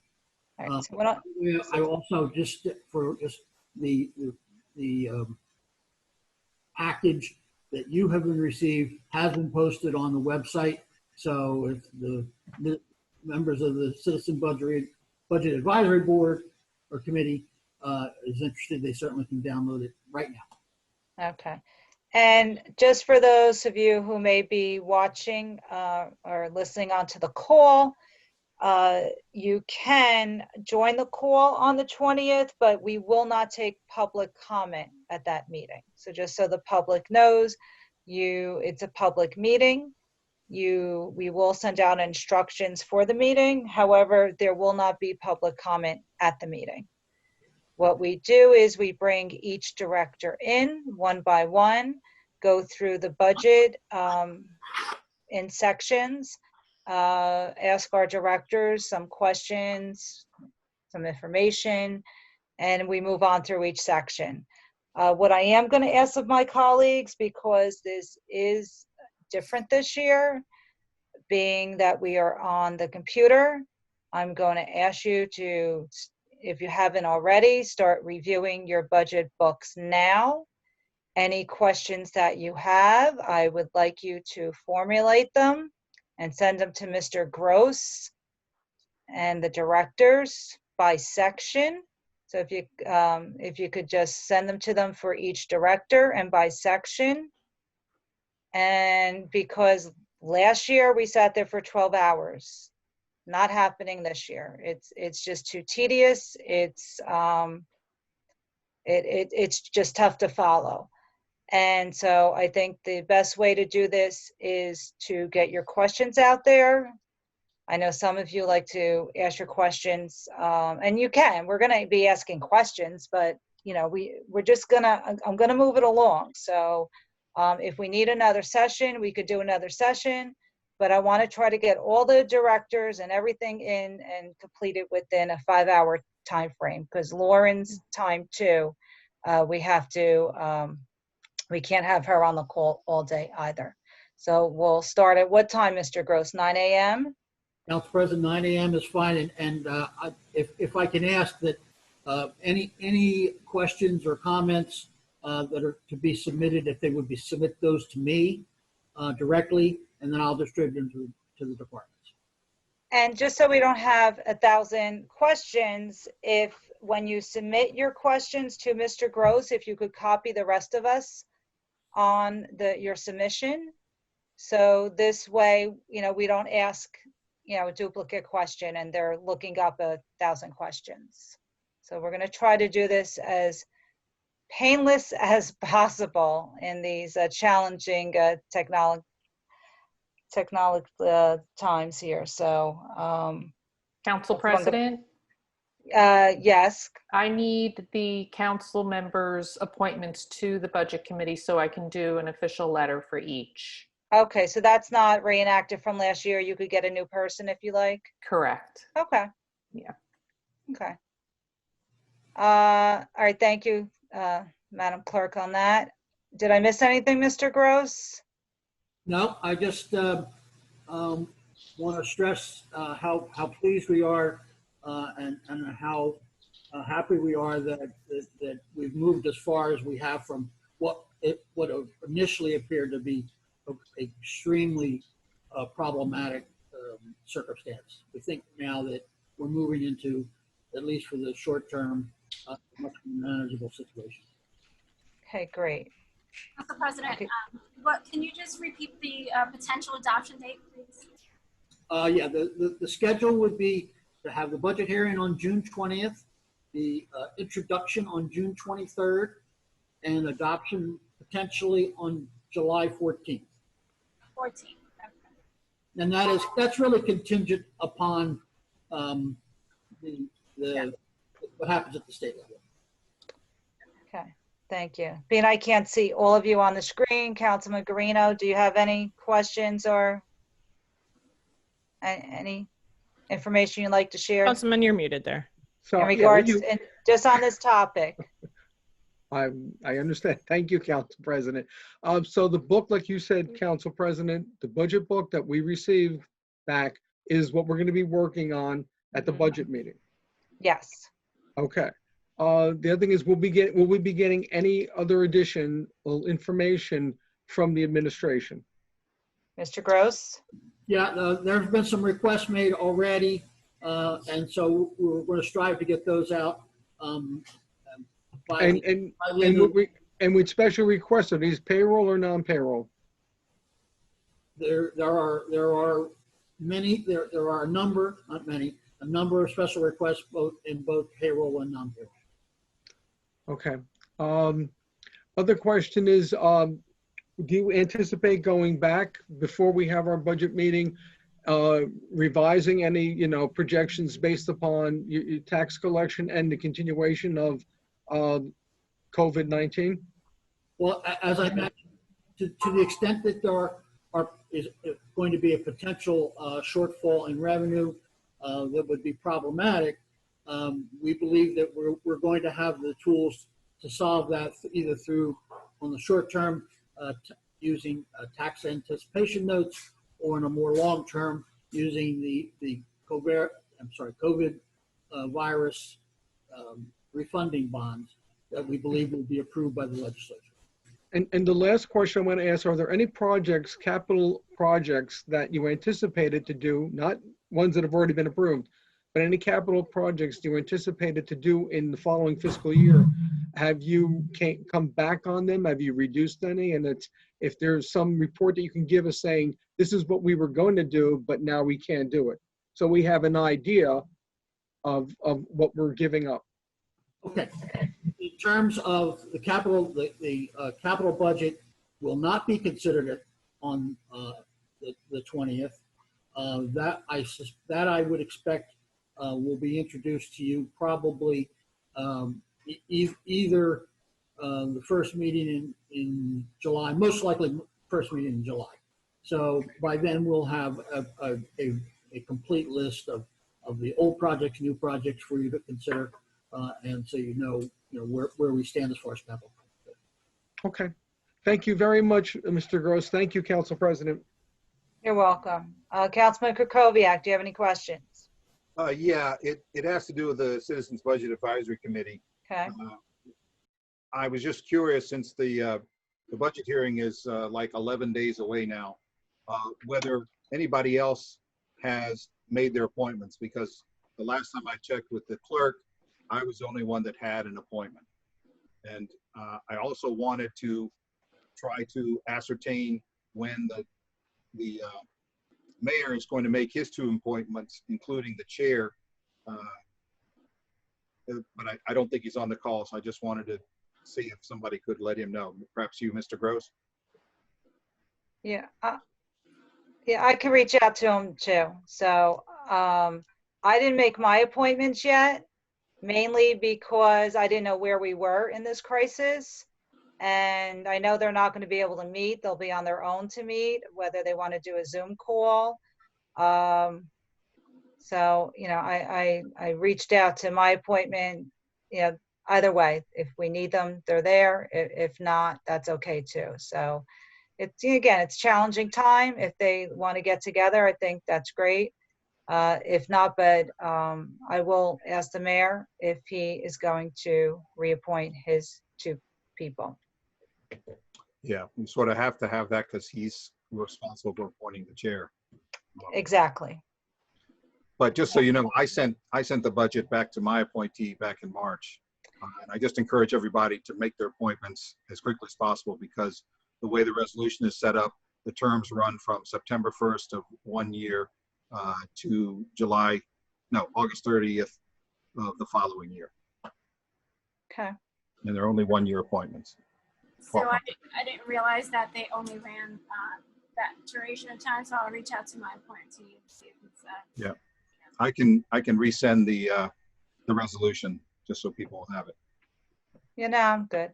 I just, reason 2, we didn't know if they were going, if the administration was going to, I don't want to send the budget out if they were going to revise it to and remove items. So now that we know that it's stabilized, we'll be able to send it out to them.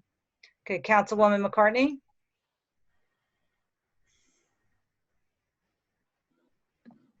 You unmuted?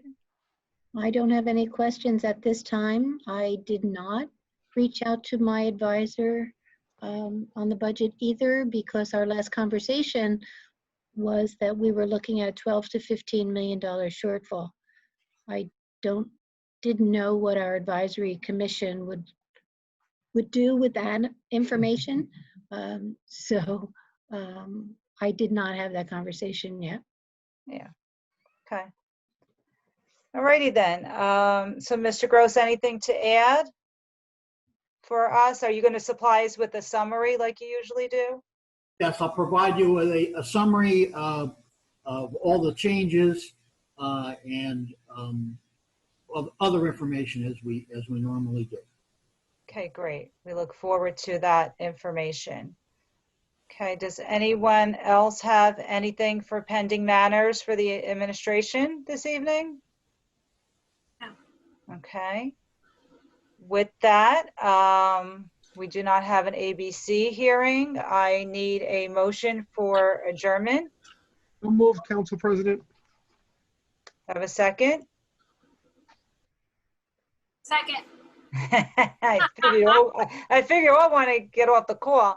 So our next virtual meeting is Tuesday, June 23rd at 6:30 p.m. Instructions will be posted the Friday before on our website, and also the instructions for that Saturday meeting, June 20th, for the budget hearing. Again, you're more than welcome to sit on the meeting. The public does not have the opportunity to speak, and that meeting is not televised. but you are welcome on the call as we do our budget workshop, and those instructions will be posted prior to that meeting as well. Thank you all, and thank you all for tuning in this evening. We appreciate everyone's participation tonight.